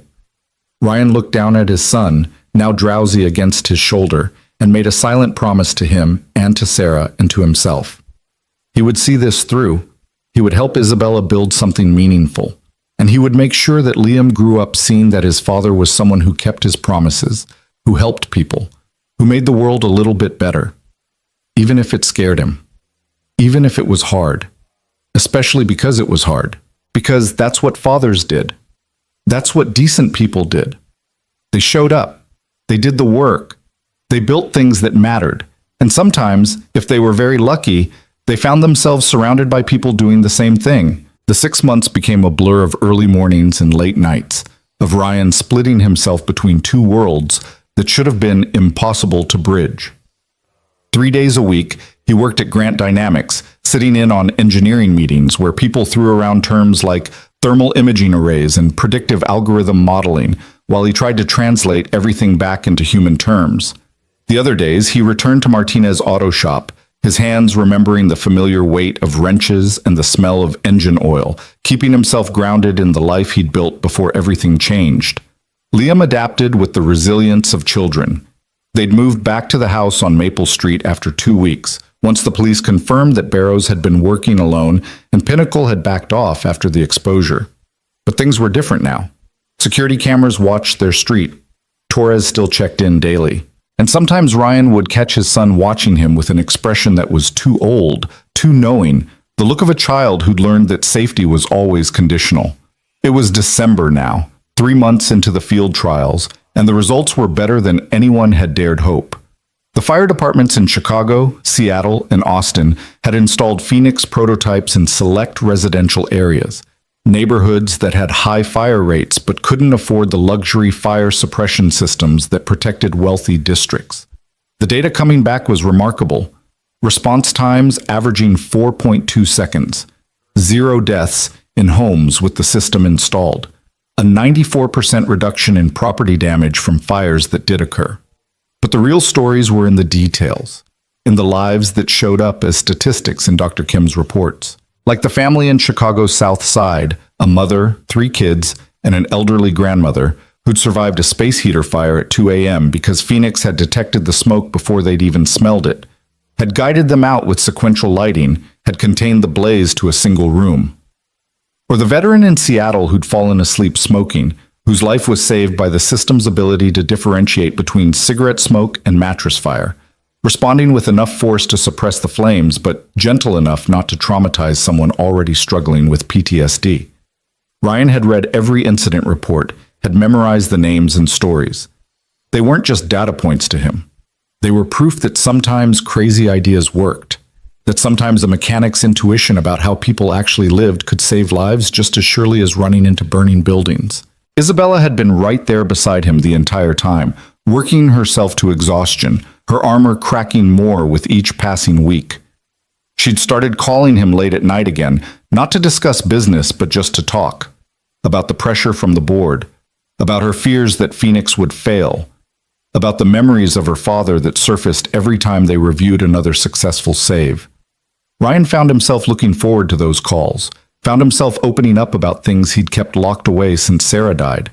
The loneliness, the fear of failing Liam, the strange guilt of surviving when his wife hadn't. They were becoming friends, he realized. Real friends, despite the impossible gulf of wealth and status between them. And maybe something more than friends, though neither of them had acknowledged it, as if speaking it aloud would shatter whatever delicate thing was building between them. It was a Tuesday evening, bitter cold with snow threatening, when everything shifted again. Ryan was at the facility, watching Dr. Kim run simulations for a presentation to the board scheduled for next week, when Isabella's assistant Sarah Chen appeared at the lab door, her usually composed face tight with worry. "Ryan, Isabella needs you in her office, now." The urgency in her voice sent Ryan's heart racing. He followed her through the building to the executive floor, to Isabella's office, a space he'd only been in once, surprised by how modest it was compared to what he'd expected. No ostentatious displays of wealth, just clean lines and family photos, and a worn leather chair that had clearly been her father's. Isabella stood at the window overlooking the city, her posture rigid. When she turned, Ryan saw something in her face that scared him more than Hoffman's threats had. This was devastation, barely contained. "Margaret called," Isabella said, her voice hollow. "There was a fire in Austin last night, one of the houses with our system." Ryan's stomach dropped. "Did Phoenix fail?" "No, it worked perfectly. The family got out safely, the fire was contained, everyone survived." She closed her eyes. "But the house that burned? It wasn't random. Someone set it deliberately, used an accelerant that our system wasn't programmed to detect. And they left a message spray-painted on the garage door. This is just the beginning." The words hung in the air like poison. Ryan felt the room tilt slightly, reality rearranging itself around this new, terrible information. Someone deliberately set fire to a house with a family inside just to send you a message? To intimidate us, to show that Phoenix can be beaten, to make people afraid to install it. Isabella's hands were shaking. "Ryan, there were children in that house. A 7-year-old girl and her baby brother. They could have died because someone wanted to hurt me." Ryan crossed to her, taking her shoulders gently, making her look at him. "But they didn't die. The system worked. The family is safe. That's what matters. For now. But what about next time? What if whoever did this figures out how to override Phoenix completely? What if they set a fire the system can't detect or suppress?" Her voice broke. "I thought I was building something to save lives. What if I've just painted targets on innocent people?" "Hey, listen to me." Ryan kept his voice steady, even though his own fear was screaming. You didn't paint targets on anyone. Whoever did this, they're responsible for their own actions, not you. And we're going to find them and stop them before they can hurt anyone else. How? The police in Austin have no leads, no witnesses. Professional arson, they're calling it. Could be anyone. Ryan thought fast, his mind racing through possibilities. It's not anyone. It's someone with access to information about the field trial locations. Someone who knows which houses have the system installed. That's a pretty small list. Isabella's eyes widened. The field trial data is confidential. Only people inside Grant Dynamics or the participating fire departments should have that information. And Barrows is in jail awaiting trial, so either he leaked it before he was arrested, or there's someone else inside your company working against you. The implications settled over them like a weight. Isabella pulled away, pacing to her desk, her CEO mind already working through the problem. I need to call Margaret. We'll audit everyone with access to the field trial data. Internal investigation, full security review. If there's another leak, we'll find it. And in the meantime? In the meantime, we increase security at all the field trial locations. I'll hire private protection for the families, coordinate with local police. Whatever it takes to keep people safe. She looked at Ryan, vulnerability showing through the cracks in her armor. I can't let anyone else get hurt because of me. I can't, Ryan. He wanted to comfort her, wanted to promise that everything would be okay, but he'd learned that hollow promises help no one. Then we'll make sure they don't. Together. The next week was a nightmare of investigations and security protocols and media management. The Austin fire had hit the news, local at first, but then picked up nationally when someone leaked that it involved the controversial new fire suppression system from Grant Dynamics. The headlines were brutal. Miracle Fire System targeted by arsonist, and tech CEO's innovation becomes terror target. And worst of all, are smart fire systems making homes less safe? The board emergency meeting was contentious. Two of the members wanted to shut down the field trials immediately, citing liability concerns and reputational damage. Margaret and Patricia argued for continuing, pointing out that pulling the systems now would leave families vulnerable and would essentially let the terrorists win.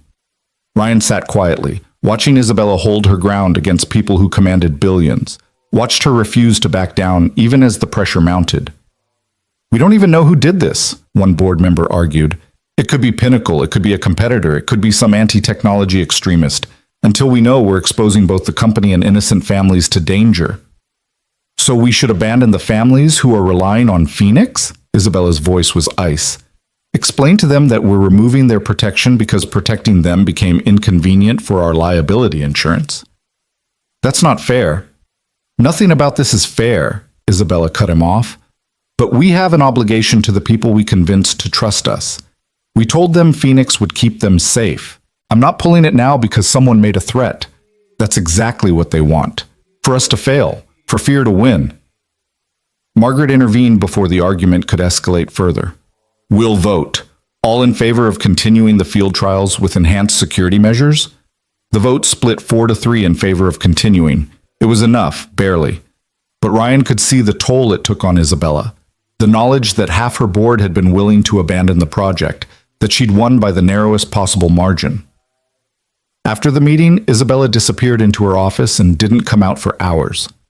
Ryan waited, unsure if he should leave or stay, finally deciding to just sit in the hallway outside like some kind of guard. When she finally emerged near midnight, her eyes were red and her carefully maintained composure had shattered completely. Come on, Ryan said gently. I'm driving you home. I should stay. There's work. The work will be there tomorrow. You need sleep. She didn't argue, just followed him to his truck. The modest, slightly beat-up vehicle looking absurd in the executive parking garage surrounded by luxury cars. But she climbed in without comment, sinking into the passenger seat with exhaustion that went beyond physical. They drove in silence through the city, past the late-night diners and closed shops, past the neighborhoods where families slept peacefully, unaware of the corporate battles being fought over their safety. Finally, Isabella spoke. My father used to say that doing the right thing never feels the way you expect it to. That it's not heroic or satisfying. It's just hard and scary and you do it anyway because the alternative is worse. She looked out the window. I never really understood what he meant until now. I thought building Phoenix would feel noble. Instead, it just feels terrifying. That's how I felt running into that fire, Ryan admitted. Everyone called me a hero after, but in the moment, I was just absolutely, completely terrified. Thought I was going to die. Thought I was going to leave Liam alone, but I couldn't live with myself if I didn't try. Do you regret it? Knowing everything that's happened since? Ryan thought about the question seriously.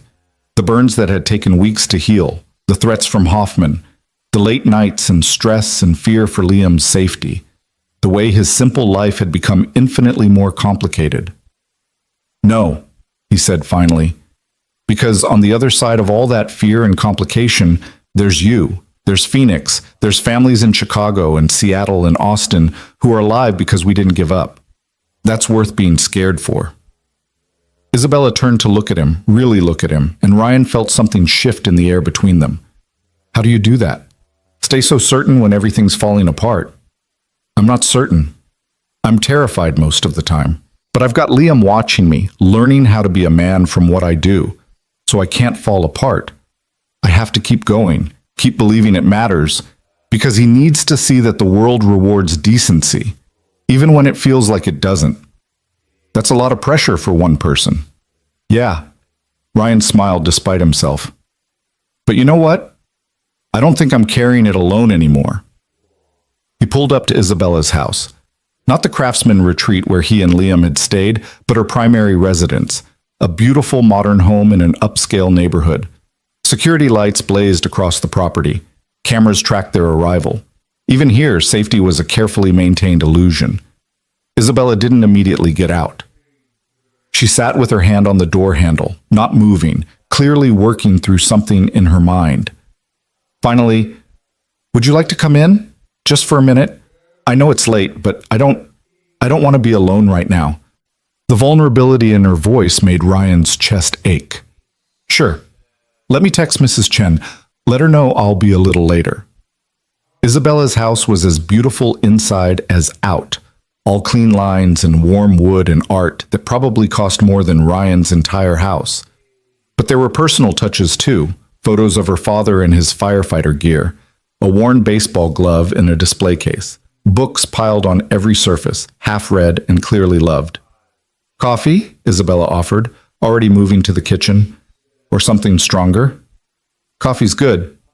She made it with the kind of precise, practiced movements of someone who did this every night, who found comfort in the ritual. They sat at her kitchen island, expensive cups of excellent coffee between them, the silence comfortable now instead of awkward.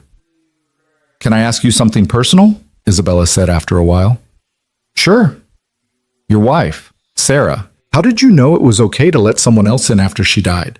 How did you know you weren't betraying her memory? The question caught Ryan off guard. He thought about it carefully, wanting to give her an honest answer. I don't know that I did know. For a long time, I was just surviving, getting through each day for Liam, not really living. And then I met you, and suddenly I was doing more than surviving. I was building something, believing in something, feeling things I hadn't felt in years. And I realized that Sarah would be angry if I spent the rest of my life in that grief prison. She'd want me to live, to be happy, to find purpose again. But how do you know? Because I knew her, and she was generous and loving, and she wanted good things for me, even after she was gone. Ryan met Isabella's eyes.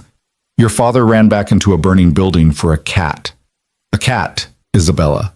You know what that tells me? That he was someone who believed every life mattered, who couldn't stand by when something needed saving. Do you really think someone like that would want you to spend your whole life alone, afraid to let anyone close because you might lose them too? Tears spilled down her cheeks the first time Ryan had seen her really cry. I've been so alone. Building the company, fighting the board, trying to prove I was worthy of his sacrifice. And I thought that's what I was supposed to do. Be strong, be invincible, never need anyone. But I'm so tired, Ryan. I'm so tired of being alone. Ryan moved around the island, wrapping her in a careful hug, feeling her shake with sobs she'd probably been holding back for years. He didn't say anything, just held her, let her cry out the fear and loneliness and pressure that had been building since that night in the fire. When she finally pulled back, wiping her eyes, she laughed shakily. I'm sorry. That was completely unprofessional. Good thing we're not at the office then. She smiled, a real smile that reached her eyes. Thank you for being here, for not running away when things got complicated and dangerous, for reminding me why any of this matters. Isabella, I know this is complicated. You're technically a consultant for my company. There are power dynamics and professional ethics and 1,000 reasons why this, she gestured between them, shouldn't happen. But I need you to know that I care about you as more than a colleague, as more than the man who saved my life, as Ryan, as yourself. Ryan's heart hammered in his chest. He thought about Liam, about what it would mean to bring someone new into their lives. He thought about the danger that still surrounded them, the investigations ongoing, the unknown arsonist still out there. He thought about all the very reasonable reasons to keep this professional, to maintain boundaries, to not complicate things further. Then he thought about Sarah, about the way she'd lived fully and loved fearlessly and never let fear stop her from reaching for what she wanted. I care about you too, he said quietly. And yeah, it's complicated, but I'm starting to think complicated is just how my life works now. Isabella laughed, the sound bright and unexpected in the late-night kitchen. So what do we do about it? I guess we take it slow, figure it out as we go. No rush, no pressure, just see what happens. Ryan smiled. Though I should probably warn you, I'm a package deal. Liam comes with me and he's got opinions about everything. I like Liam. He's smart and funny and he's got the best dad in the world. Careful, that kind of talk will give me a big head. Good, you could use a little ego. You're too humble for your own good. They talked for another hour, the conversation wandering from serious to silly and back again. Isabella told him about growing up with her father, about the pressure of building Grant Dynamics, about the loneliness of being at the top with no one to share it with. Ryan told her about Sarah's death, about the early days of single fatherhood when he'd barely kept his head above water, about the strange guilt of surviving when someone you loved didn't. It was nearly 3 a.m. when Ryan finally left, driving home through empty streets, his mind buzzing with everything that had happened. He felt lighter somehow, as if acknowledging what was growing between him and Isabella had lifted a weight he hadn't realized he was carrying. At home, Mrs. Chen was asleep on the couch, waking immediately when he came in. Everything okay? Yeah, better than okay, actually. Ryan helped her gather her things. Sorry it's so late. Romance takes time, she said with a knowing smile. That woman is good for you, makes you remember you're more than just Liam's father. How did you? I have eyes, Ryan, and I've known you for 8 years. I see how you look at her. Mrs. Chen patted his cheek affectionately. Your Sarah would approve. That girl needs someone who sees her as a person, not a bank account. You're good for each other. After she left, Ryan checked on Liam, fast asleep, looking young and peaceful in the glow of his nightlight before collapsing into his own bed. His phone buzzed with a text from Isabella. Thank you for tonight, for everything. Sleep well. He typed back, You too, we've got this. Together. The investigation into the Austin fire took 3 weeks to crack. It wasn't another insider at Grant Dynamics, as they'd feared. It was someone from Pinnacle Development, not Gerald Hoffman, who was maintaining his innocence from behind bars, but a mid-level manager who'd decided to take matters into his own hands. The man confessed to setting the fire, thinking he was protecting his company and his job by discrediting Phoenix. The relief Ryan felt was immense. It was over. The threat was contained. They could move forward without looking over their shoulders constantly. But the damage had been done. The Austin fire had made national news, and even with the arsonist caught, public opinion was divided. Some people saw Phoenix as a miracle technology worth investing in. Others saw it as a target, something that made homes less safe rather than more. The board was nervous. Investors were asking questions. Everything they'd built over 6 months was hanging by a thread. The final presentation to the board was scheduled for a cold January afternoon, 6 months to the day after they'd gotten approval for the field trials. This time, Ryan wasn't just observing. He was presenting alongside Isabella and Dr. Kim, showing the board not just data, but stories, the faces and names of people who were alive because Phoenix had worked. The boardroom was packed. All 7 members were there, plus investors, plus media representatives who'd been invited to witness what Isabella had promised would be a major announcement. Ryan's hands shook as he stood at the podium, looking out at all these powerful people whose decisions would determine whether their work had mattered. "My name is Ryan Cole," he began, his voice steadier than he felt. 6 months ago, I was just a mechanic who happened to pull someone from a fire. I didn't know anything about advanced technology or corporate strategy. I still don't, really, but I know about people.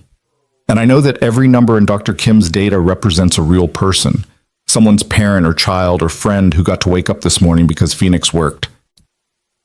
He clicked to the first slide, a photo of Maria Santos and her 3 children, the family from Chicago's South Side. This is Maria, single mother, works 2 jobs to keep her family fed. She installed Phoenix because it was free through the field trial program, and she'd always been terrified of house fires. On November 23rd at 2:17 a.m., a space heater in her bedroom malfunctioned. Phoenix detected the smoke formation before it was visible, activated the alarm, and guided her family out using sequential lighting. The fire suppressed before it could spread beyond one room. Without Phoenix, the fire department estimates they would have had maybe 2 minutes to evacuate before the smoke became lethal. Maria told me that Phoenix gave her family a future. That's not just data, that's everything. He went through 5 more stories. The veteran in Seattle, an elderly couple in Austin, a family with a disabled child in Chicago. Each one a life saved, a disaster averted. Proof that what they'd built actually worked in the real world. When he finished, the boardroom was silent. Margaret Chen had tears in her eyes. Even the skeptical investors looked moved. Isabella stood, taking her place at the podium. 6 months ago, you gave me a chance to prove that Project Phoenix was more than just expensive idealism. Today, I can tell you that it works. 94% reduction in fire deaths in homes where it's installed. 97% reduction in property damage. Response times that beat every competing system on the market. And most importantly, real human beings who are alive because we didn't give up. She clicked to a new slide, a production timeline and pricing structure. We're ready to move to full-scale production. We have manufacturing partners lined up, distribution agreements with major home builders, and interest from insurance companies willing to subsidize installation costs. But more than that, we have something no other company can offer. We have technology that thinks about people first, that was built by a team that includes mechanics and engineers and everyone in between. We have technology with a soul. Patricia Okonkwo raised her hand. Ms. Grant, the arson incident in Austin, how do we address concerns that Phoenix makes homes targets? By being honest, Isabella said firmly. Yes, someone tried to discredit our system. And yes, Phoenix couldn't detect a sophisticated accelerant it hadn't been programmed to recognize. But the system still worked, the family still survived, and we've now updated the detection algorithms to recognize that accelerant and hundreds of others. We made Phoenix stronger because someone tried to break it. That's how innovation works, not in laboratories, but in the real world where things go wrong and we adapt. The board members exchanged glances. Margaret stood. I've seen enough. All in favor of moving Project Phoenix to full production? 7 hands raised. Unanimous. The room erupted in applause. Investors were already pulling out phones, making calls. Media representatives were typing furiously, and Isabella just stood there looking stunned, as if she'd expected failure right up until the moment of success. Ryan caught her eye across the room and smiled. They'd done it. Against corporate sabotage and arson and doubt and fear, they'd actually done it. After the presentation, after the congratulations and the media interviews and the celebration champagne, Isabella found Ryan in the hallway outside the boardroom. Without a word, she hugged him, fierce and grateful and joyful. We did it, she whispered. Ryan, we actually did it. You did it. I just asked stupid questions. You did so much more than that. She pulled back, looking at him with an expression that made his heart race. You gave me a reason to keep fighting. You reminded me what it was all for. You saved my life twice, once in that fire, and once by showing me how to live again. Around them, people were celebrating, but Ryan barely noticed. It was just him and Isabella standing in a hallway in a building where they'd spent 6 months building something impossible, looking at each other and seeing possibility. So what happens now? Ryan asked. Now we go into production. We hire more staff, we change building codes and insurance policies, and make Phoenix standard in every new home in America. Isabella smiled. And maybe if you're interested, you could come work for me full time. Not as a consultant, as a partner. Vice President of Human-Centered Design, or whatever title you want. Ryan laughed. That's quite a promotion from auto mechanic. You're not just an auto mechanic. You're someone who understands how technology needs to serve people, not the other way around. I need that perspective in my company. I need you. Can I think about it? Talk to Liam? Of course. Take all the time you need.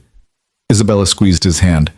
But Ryan, however you answer, I hope you know that this, us working together, building something meaningful, it's been one of the best things in my life. Thank you. That night, Ryan sat with Liam at their kitchen table, eating pizza and trying to figure out how to explain that their lives were about to change again. So Isabella wants you to work for her all the time? Liam asked around a mouthful of pepperoni. Yeah, big job, good money, important work. Would we have to move? No, we'd stay right here. I'd just go to her office instead of the auto shop. Liam considered this seriously. Would you be happy? The question startled Ryan. What do you mean? You always look happy when you talk about Phoenix, about the people you're helping. You never look that happy fixing cars. Liam met his father's eyes. Mom always said you should do work that makes you excited to wake up in the morning.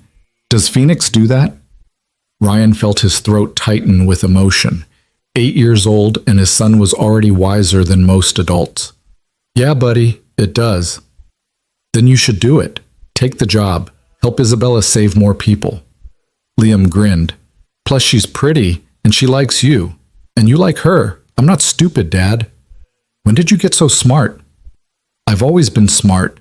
You just don't notice because you're busy being a hero. They laughed together, and Ryan felt something settle in his chest. The certainty that this was the right path, scary and uncertain and completely different from the safe life he'd been building. But right.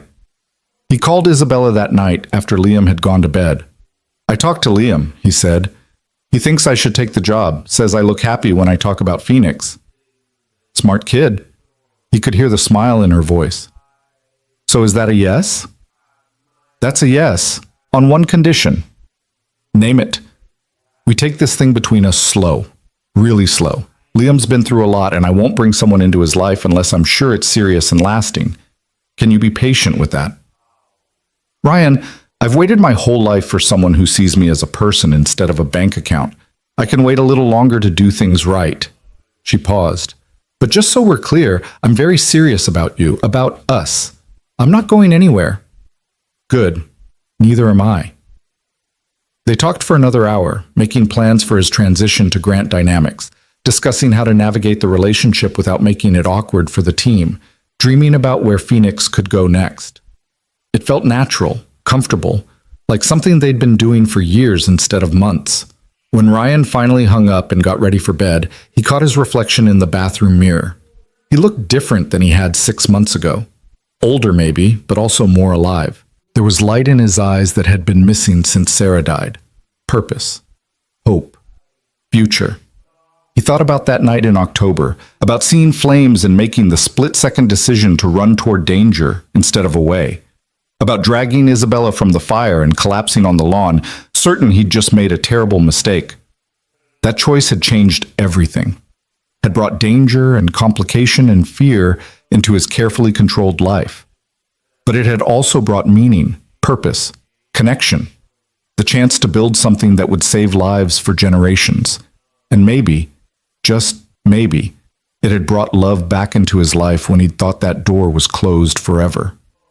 Ryan looked at his scarred hands. The burns mostly healed now, but still visible as pale marks on his skin.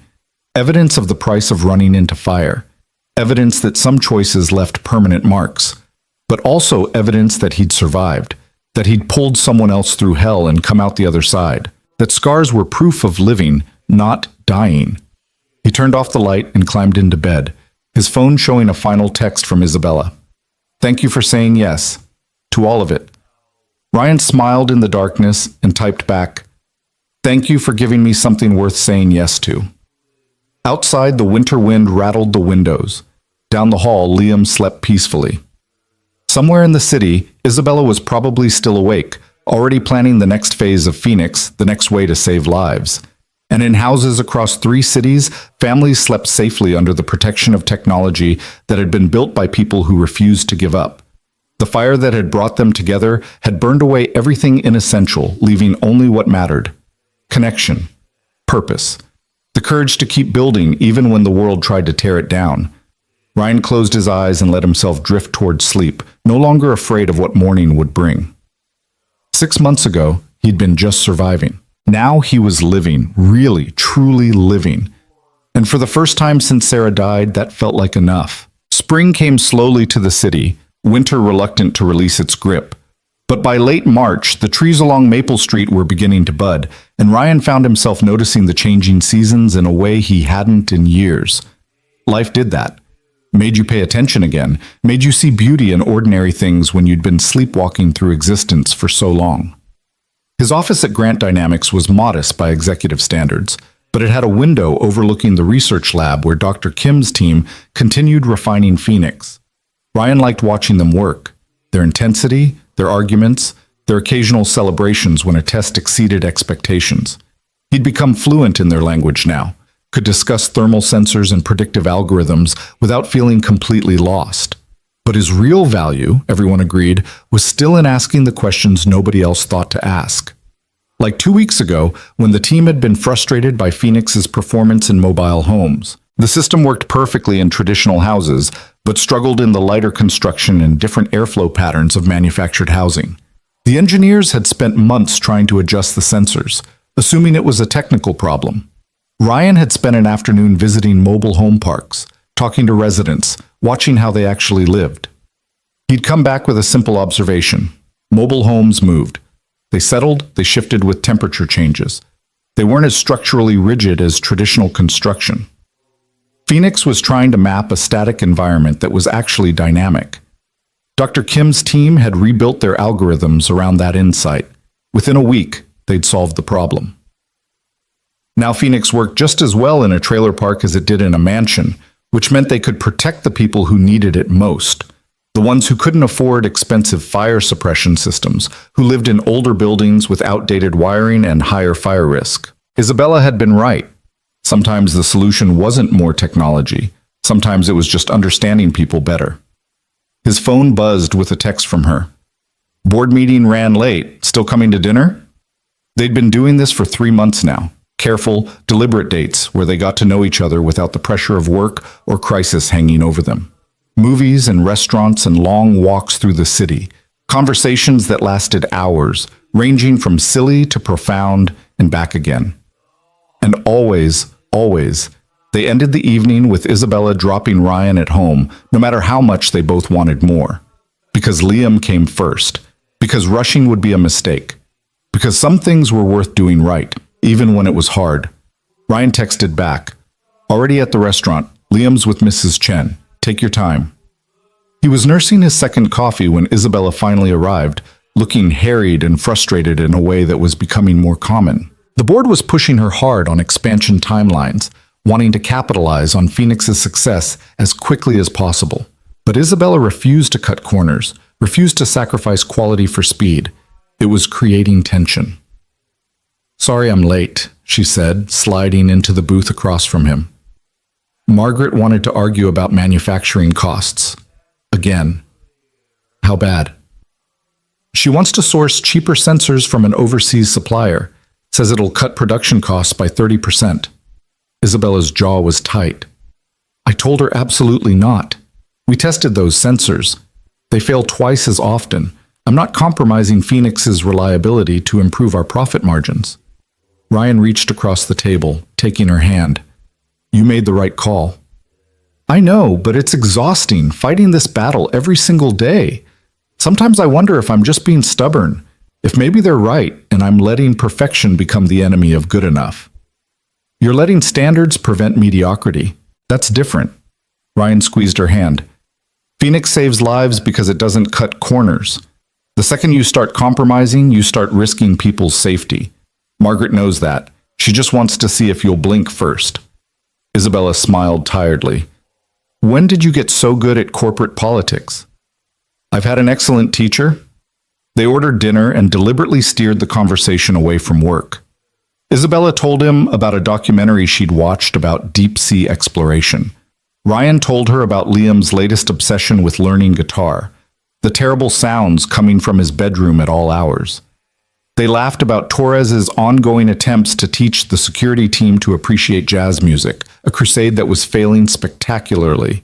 It felt normal, gloriously, wonderfully normal. Two people having dinner, getting to know each other, building something real away from the pressure and drama of their professional lives. But as they were finishing dessert, Isabella's expression turned serious. Can I ask you something? And I need you to be completely honest. Always. Are you happy? Really happy. Not just with Phoenix or with work, but with all of this. With us taking it slow, with the secrecy, with keeping our relationship quiet at the office. She looked down at her hands. Because sometimes I worry that I'm asking too much. That you deserve someone less complicated, someone who doesn't come with billion-dollar companies and board meetings and constant pressure. Ryan took a moment to formulate his answer, wanting to get it right. Do you know what I was doing this time last year? I was fixing Mrs. Patterson's Buick for the third time, eating frozen dinners, watching Liam do homework while I tried not to think about how lonely I was. I was surviving, Isabella, just getting through each day. And yeah, my life now is more complicated, but it's also more alive, more meaningful. Or I wake up excited to go to work. I come home with stories to tell Liam. And I get to spend time with someone who challenges me and inspires me and makes me want to be better than I am. But the slowness of it, the secrecy, is protecting something worth protecting, Ryan interrupted gently. I don't want to be the VP who's dating the CEO. I don't want office gossip about whether I got my job through personal connections. And more than that, I need to know that what we're building is real before I bring Liam fully into it. He's already been through so much loss. I can't introduce him to someone who might not stay. I'm staying, Isabella said fiercely. Ryan, I need you to understand. I'm not going anywhere. This isn't casual for me. This isn't a phase or a distraction. She paused, seeming to gather courage. You're the first person since my father died who's seen me as just Isabella. Not the CEO, not the billionaire, not the face of Grant Dynamics. Just me, and I love you for that. I'm in love with you. The words hung in the air between them, terrifying and exhilarating. Ryan's heart hammered against his ribs. He'd known, of course, had felt it building between them for months, but hearing it said aloud made it real in a way that was both wonderful and frightening. I love you too, he said, the words coming easier than he'd expected. I have for a while. I just didn't want to rush this, didn't want to push too hard too fast. But Isabella, I'm all in. Completely. Whenever you're ready to go public, to make this official, I'm ready too. Her eyes filled with tears, but she was smiling. Really? Really. I think Liam's ready too. He asks about you constantly. Wants to know when you're coming to dinner, when he can show you his terrible guitar playing, when we can all watch movies together. Ryan grinned. I think he's got a bit of a crush on you, honestly. Isabella laughed, wiping at her eyes. Then maybe it's time we stopped hiding. Time we started building a real life together, all of us. They left the restaurant hand in hand, not caring who saw them, feeling lighter than they had in months. The spring air was cool but not cold, the city alive with people enjoying the evening. They walked without direction, just enjoying being together without the weight of secrecy. It was Isabella who spotted him first. Gerald Hoffman, standing on the corner with another man, both of them in expensive suits, both of them watching. Isabella's hand tightened in Ryan's, her whole body going tense. We should go, she said quietly. But Hoffman had already seen them. He crossed the street with deliberate slowness, his companion following. Up close, Ryan could see that jail time hadn't been kind to him. He looked thinner, older, his expensive suit hanging a bit loose. Ms. Grant, Hoffman said with poisonous politeness. How nice to see you. I heard Phoenix got board approval. Congratulations. What do you want, Gerald? Isabella's voice was ice. Just to deliver a message. The charges against me were dropped. Insufficient evidence, the DA said. Funny how that works when you have good lawyers. Hoffman smiled, showing teeth. And Pinnacle is still very interested in acquiring Grant Dynamics. In fact, we're more interested than ever now that you've proven the technology works. We're prepared to make a very generous offer. Not interested. You should be, because the alternative is that we develop our own version of Phoenix. We've already filed patents on similar technology. We have engineers who've studied your system extensively. Hoffman's smile widened. Of course, they studied it during the field trials, when your security was so focused on outside threats that you didn't notice the ones already inside. Ryan felt Isabella trembling beside him, rage and fear warring in her. You had someone on the inside the whole time. I had someone very dedicated to Pinnacle's success, and while I was unfortunately detained, they were gathering very useful information. Technical specifications, algorithm details, manufacturing processes, everything we need to build our own system. Hoffman leaned in slightly. So here's your choice, Ms. Grant. Sell to us now at a premium price and walk away wealthy and intact. Or refuse, and watch us release a competing system that does everything Phoenix does, but cheaper and faster. Your board will lose faith, your investors will panic, and you'll lose everything you've built, including your precious company. That's theft, Ryan said, his voice low and dangerous. Industrial espionage. You're admitting to it right now. Am I? I'm simply discussing business possibilities. Hoffman looked at Ryan with contempt. The hero mechanic. Tell me, Mr. Cole, has Ms. Grant told you about the prenuptial agreement her lawyers are drafting? No? How interesting. Almost like she's planning for this relationship to end before it really begins. Ryan felt like he'd been punched. He looked at Isabella, saw the guilt flash across her face before she could hide it. Isabella? It's not... Ryan, it's just standard practice. My lawyers insist... Of course they do, Hoffman interrupted smoothly. Can't have the help thinking they're entitled to the real money. Must keep the class divisions clear. Get the hell away from us, Isabella snarled. Now, before I call the police. For what? Having a conversation on a public street? Hoffman stepped back, hands raised in mock surrender. Think about my offer, Ms. Grant. You have 1 week to decide. Sell to us or watch everything you've built crumble. Your choice. He walked away, his companion following. Ryan and Isabella stood frozen on the sidewalk, the evening that had been so perfect, now shattered into pieces. Ryan, Isabella started. Is it true? About the prenup? My lawyers draft them automatically for anyone I'm in a serious relationship with. It's just to protect the company, to make sure I can't take your money if things go wrong, Ryan finished, his voice flat. Jesus, Isabella. Were you ever going to tell me? Yes, of course. But I didn't want to ruin what we have with talk of legal documents, and you didn't trust me enough to be honest. Ryan pulled his hand from hers. You let me fall in love with you while your lawyers were already planning for the divorce. That's not fair. You know that's not what this is. I don't know what this is anymore. Ryan felt anger and hurt and betrayal churning in his chest. I thought we were building something real, something honest, but you were protecting yourself the whole time, making sure the poor mechanic couldn't get his hands on your billions. That is not... Ryan, please. Don't let Hoffman poison this. He's trying to drive us apart, to make you doubt me so he can get what he wants. He doesn't have to make me doubt you. You did that yourself by keeping this secret. Ryan started walking, needing distance, needing to think. I need some time. I need to figure out if this is real or if I'm just another business decision you're protecting yourself from. Ryan, wait. But he was already walking away, ignoring her calls, his mind spinning with hurt and confusion and anger. He'd thought they were past this, past the wealth gap, past the power dynamics, past all the complications that made their relationship difficult. He'd thought they were just Ryan and Isabella, two people building something real. But maybe Hoffman was right. Maybe he'd been naive to think a billionaire CEO could really see him as an equal. Maybe the prenup wasn't just legal protection. Maybe it was proof that Isabella had never really believed this would last. Ryan walked for hours, eventually ending up back at his house. Mrs. Chen was waiting on the porch, concern on her weathered face. Liam's asleep. But Ryan, what happened? You look like someone died. Just realized I've been an idiot, Ryan said, trying for a smile and failing.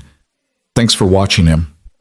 After Mrs. Chen left, Ryan sat in the dark living room, phone in hand, staring at the texts from Isabella that kept arriving, each one more desperate than the last, trying to explain, trying to make him understand. But all he could think about was Hoffman's smug smile, his contempt, his certainty that Ryan would never really belong in Isabella's world. He fell asleep on the couch and woke to Liam shaking him, concerned. Dad, are you okay? You're still wearing your clothes from yesterday. Yeah, buddy, just a rough night. Ryan sat up, every muscle aching. What time is it? 8:30, and there's a lady at the door. The security lady, Torres. Ryan opened the door to find Torres looking grim. Ryan, there's a situation at the facility. Isabella needs you there immediately. I'm not sure It's not about your relationship drama. It's about Phoenix. Torres's expression was deadly serious. Someone broke into the lab last night, stole the prototype units and all the backup data. Everything's gone. The words took a moment to register. Then Ryan was moving, grabbing his keys, telling Liam to stay with Mrs. Chen, following Torres to the car. During the drive to Grant Dynamics, she filled him in. The break-in had been professional, sophisticated. They'd bypassed security, knew exactly where to find the prototypes, had wiped the servers clean. Everything Phoenix had become, everything they'd built, gone in a single night. Isabella was in the lab when Ryan arrived, surrounded by police and security personnel. She looked like she hadn't slept, her clothes rumpled, her face pale with exhaustion and fear. When she saw Ryan, relief flooded her expression. Thank God. I thought you wouldn't come. What happened? Dr. Kim stepped forward, his face haggard. They took everything. 3 prototype units, all our backup drives, even the paper documentation. And they corrupted our cloud backups, some kind of sophisticated malware that we didn't catch until it was too late.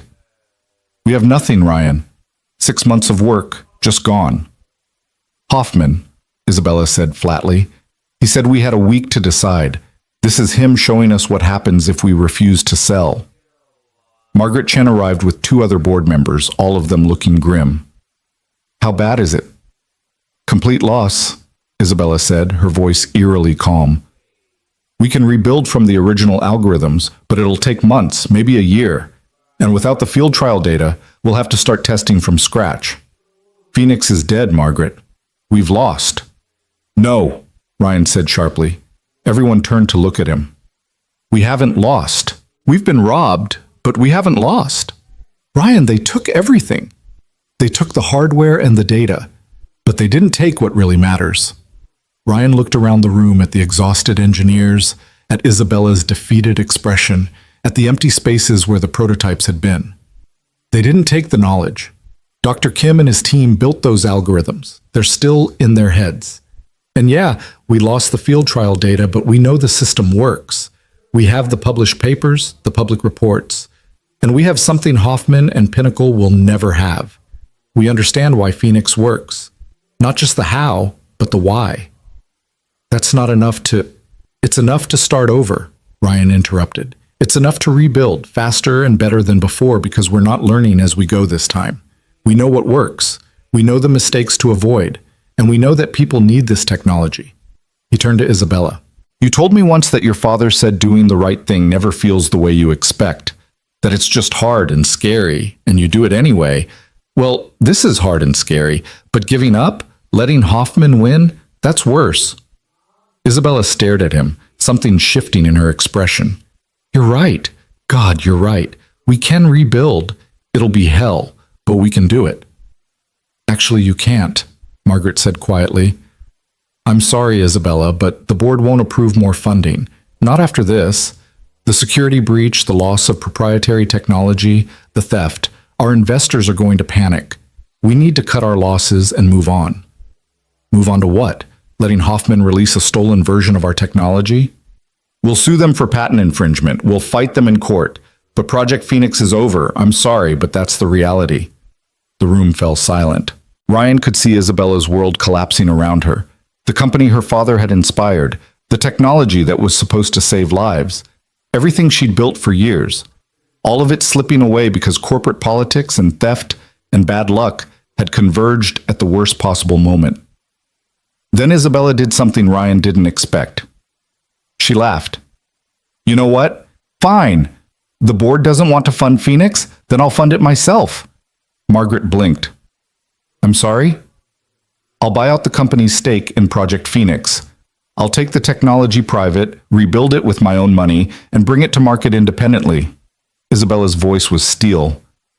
Grant Dynamics can focus on its other projects, but Phoenix is mine, and I'm not letting it die. Isabella, do you understand what you're saying? We're talking about hundreds of millions of dollars. I have hundreds of millions of dollars, and I'd rather spend them on something that matters than watch Hoffman turn my life's work into his profit center. Isabella looked around the room. Anyone who wants to come with me, engineers, staff, anyone who believes in what we're building. I'll match your current salary and give you equity in the new company. We'll be smaller, leaner, but we'll be doing the right thing.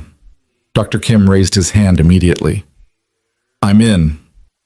One by one, other engineers joined him. The techs, the research assistants, even Torres stepped forward. I'm better at security than whatever clowns you had protecting this place. I'm in too. Within minutes, half the lab had pledged to follow Isabella. Margaret looked around in shock. You're all willing to leave stable jobs at an established company to chase this impossible dream? It's not impossible, Ryan said. It's just hard. But the best things usually are. Margaret sighed, rubbing her temples. Then I guess I'll have to come too. Someone needs to keep you from making completely reckless financial decisions. Isabella's eyes widened. Margaret, you're on the board of Grant Dynamics, and I'm 73 years old with more money than I know what to do with. I've been looking for something meaningful to do with my remaining years. Margaret smiled. Besides, your father was my friend. I owe it to his memory to help you finish what he started. The mood in the room shifted. What had been defeat transformed into defiant hope. They were going to do this. They were actually going to walk away from the established company and build something new from scratch. But first, Ryan needed to talk to Isabella. He pulled her aside, away from the planning chaos. I'm sorry. About last night. About assuming the worst instead of giving you a chance to explain. You had every right to be upset. I should have told you about the prenup. Should have trusted you to understand that it was just legal protection, not a statement about our relationship. Hoffman got in my head. Made me doubt everything. Ryan took her hands. But watching you just now, watching you risk everything for something you believe in, that's who you are. That's the person I fell in love with, not the CEO or the billionaire. The person who runs toward what matters, even when it's terrifying. I need you to know something, Isabella said, her voice shaking slightly. When I rebuild Phoenix, I want you as a full partner, not an employee, not a consultant, an equal owner of the company. Because you're right that there's a wealth gap between us. But this, Phoenix, what we're building, this is ours together. And I want that to be official. Isabella, I can't afford to invest. Your investment isn't money. It's everything you've already given. The insights, the human perspective, the courage to keep fighting when everything falls apart. She squeezed his hands. Please, Ryan, be my partner in this, in all of it. The company, the work, the life we're building, all of it. Ryan looked at this woman who'd risked everything for a dream, who'd walked away from security to chase something meaningful, who'd chosen principle over profit at every turn. He thought about Liam, about teaching his son what mattered, and he knew there was only one answer. Okay, partners, in everything. They kissed there in the hallway, not caring who saw, sealing the promise with the kind of certainty that only came from surviving the fire together. The next 3 months were the hardest of Ryan's life. Isabella had been serious about rebuilding from scratch. She bought a smaller facility across town, hired back everyone who'd followed her, and poured money into equipment and development at a pace that made accountants weep. Ryan worked 80-hour weeks, splitting time between engineering meetings and legal battles, and the constant grinding work of building a company from nothing. Hoffman and Pinnacle sued, claiming ownership of the Phoenix technology. Isabella countersued for theft and industrial espionage. The legal battle became a public spectacle, with media coverage of every filing, every motion, every dramatic courtroom exchange. Public opinion divided sharply. Some people saw Isabella as a heroic entrepreneur fighting corporate thieves. Others saw her as a stubborn billionaire refusing to accept defeat. But through it all, the work continued. Dr. Kim's team rebuilt the algorithms from memory and notes, improving them along the way. They ran new tests, documented everything meticulously, began applying for patents that would protect their innovations. The new Phoenix was better than the old one, faster, more accurate, more adaptable. And this time, when they needed field trial locations, hundreds of families volunteered. The story had caught the public imagination. The CEO who'd walked away from her company to protect her vision, the mechanic turned entrepreneur who'd saved her from a fire and then helped her build something meaningful. People wanted to be part of it. Ryan barely saw Liam during those months. He missed baseball games and parent-teacher conferences and ordinary evenings at home. The guilt gnawed at him constantly, but whenever he tried to apologize, Liam would just smile and say, "It's okay, Dad. You're saving lives. That's more important than my science fair project." His son's understanding made him feel worse, not better. It was late June, nearly 8 months after the theft, when everything came together at once. The patents were approved. The lawsuit was settled. Pinnacle agreed to pay damages and admit wrongdoing in exchange for avoiding criminal charges. And most importantly, the new Phoenix system passed every test with results that exceeded even the original prototype. They held a small celebration at the facility, the team that had stuck with Isabella through everything. Torres provided champagne that was probably too expensive for Ryan to comprehend. Dr. Kim gave a speech about the importance of never giving up on good ideas. Margaret toasted to the power of stubbornness and vision combined. And Isabella, standing with Ryan's hand in hers, announced that Phoenix Technology Inc. was ready to begin production and installation. That they had agreements with 3 major home builders, support from insurance companies, and interest from fire departments across the country. That they'd taken the worst thing that could happen and turned it into the best version of their vision. None of this would have happened without Ryan Cole, Isabella said, looking at him with love and pride. He saved my life that night in October. But more than that, he saved Phoenix by refusing to let me give up. By reminding me that the hard things are usually the right things. So this success isn't mine. It's ours. All of ours. The team applauded. Ryan felt his face flush with embarrassment and gratitude. This wasn't the life he'd imagined a year ago, fixing cars and counting pennies and just trying to survive. This was something bigger, something that mattered. After the celebration wound down, Isabella drove Ryan home in her new car. Nothing ostentatious, just a reliable sedan because she'd spent most of her liquid assets on rebuilding Phoenix, and practicality had become important again. They sat in his driveway, neither wanting the evening to end. "I have something for you," Isabella said, reaching into the back seat. She pulled out a small box wrapped simply. "Open it." Inside was a gear from the original Phoenix prototype, one that had somehow survived the theft, probably because it was sitting on a shelf as a decoration rather than in the lab. It had been mounted in a glass frame with a small plaque that read, "Some fires burn to make room for something stronger." "I said that to you once, remember? That first time we talked after you turned down the money." Isabella's voice was soft. "I've been carrying this around for months, waiting for the right moment to give it to you. Because it's true, Ryan. The fire that brought us together, the theft that destroyed everything, all the struggles and fights and obstacles, they burned away everything that didn't matter. And what's left is stronger than what we started with." Ryan couldn't speak around the lump in his throat. He just pulled her close, holding her in the front seat of her practical sedan, thinking about how far they'd come. From strangers to partners to something that felt like forever. "Move in with us," he said suddenly, the words surprising even himself. "You and me and Liam, a real family, not just phone calls and stolen evenings. What do you think?" Isabella pulled back to look at him, eyes wide. "Are you sure? That's a big step." "I've never been more sure of anything. We're already partners in Phoenix.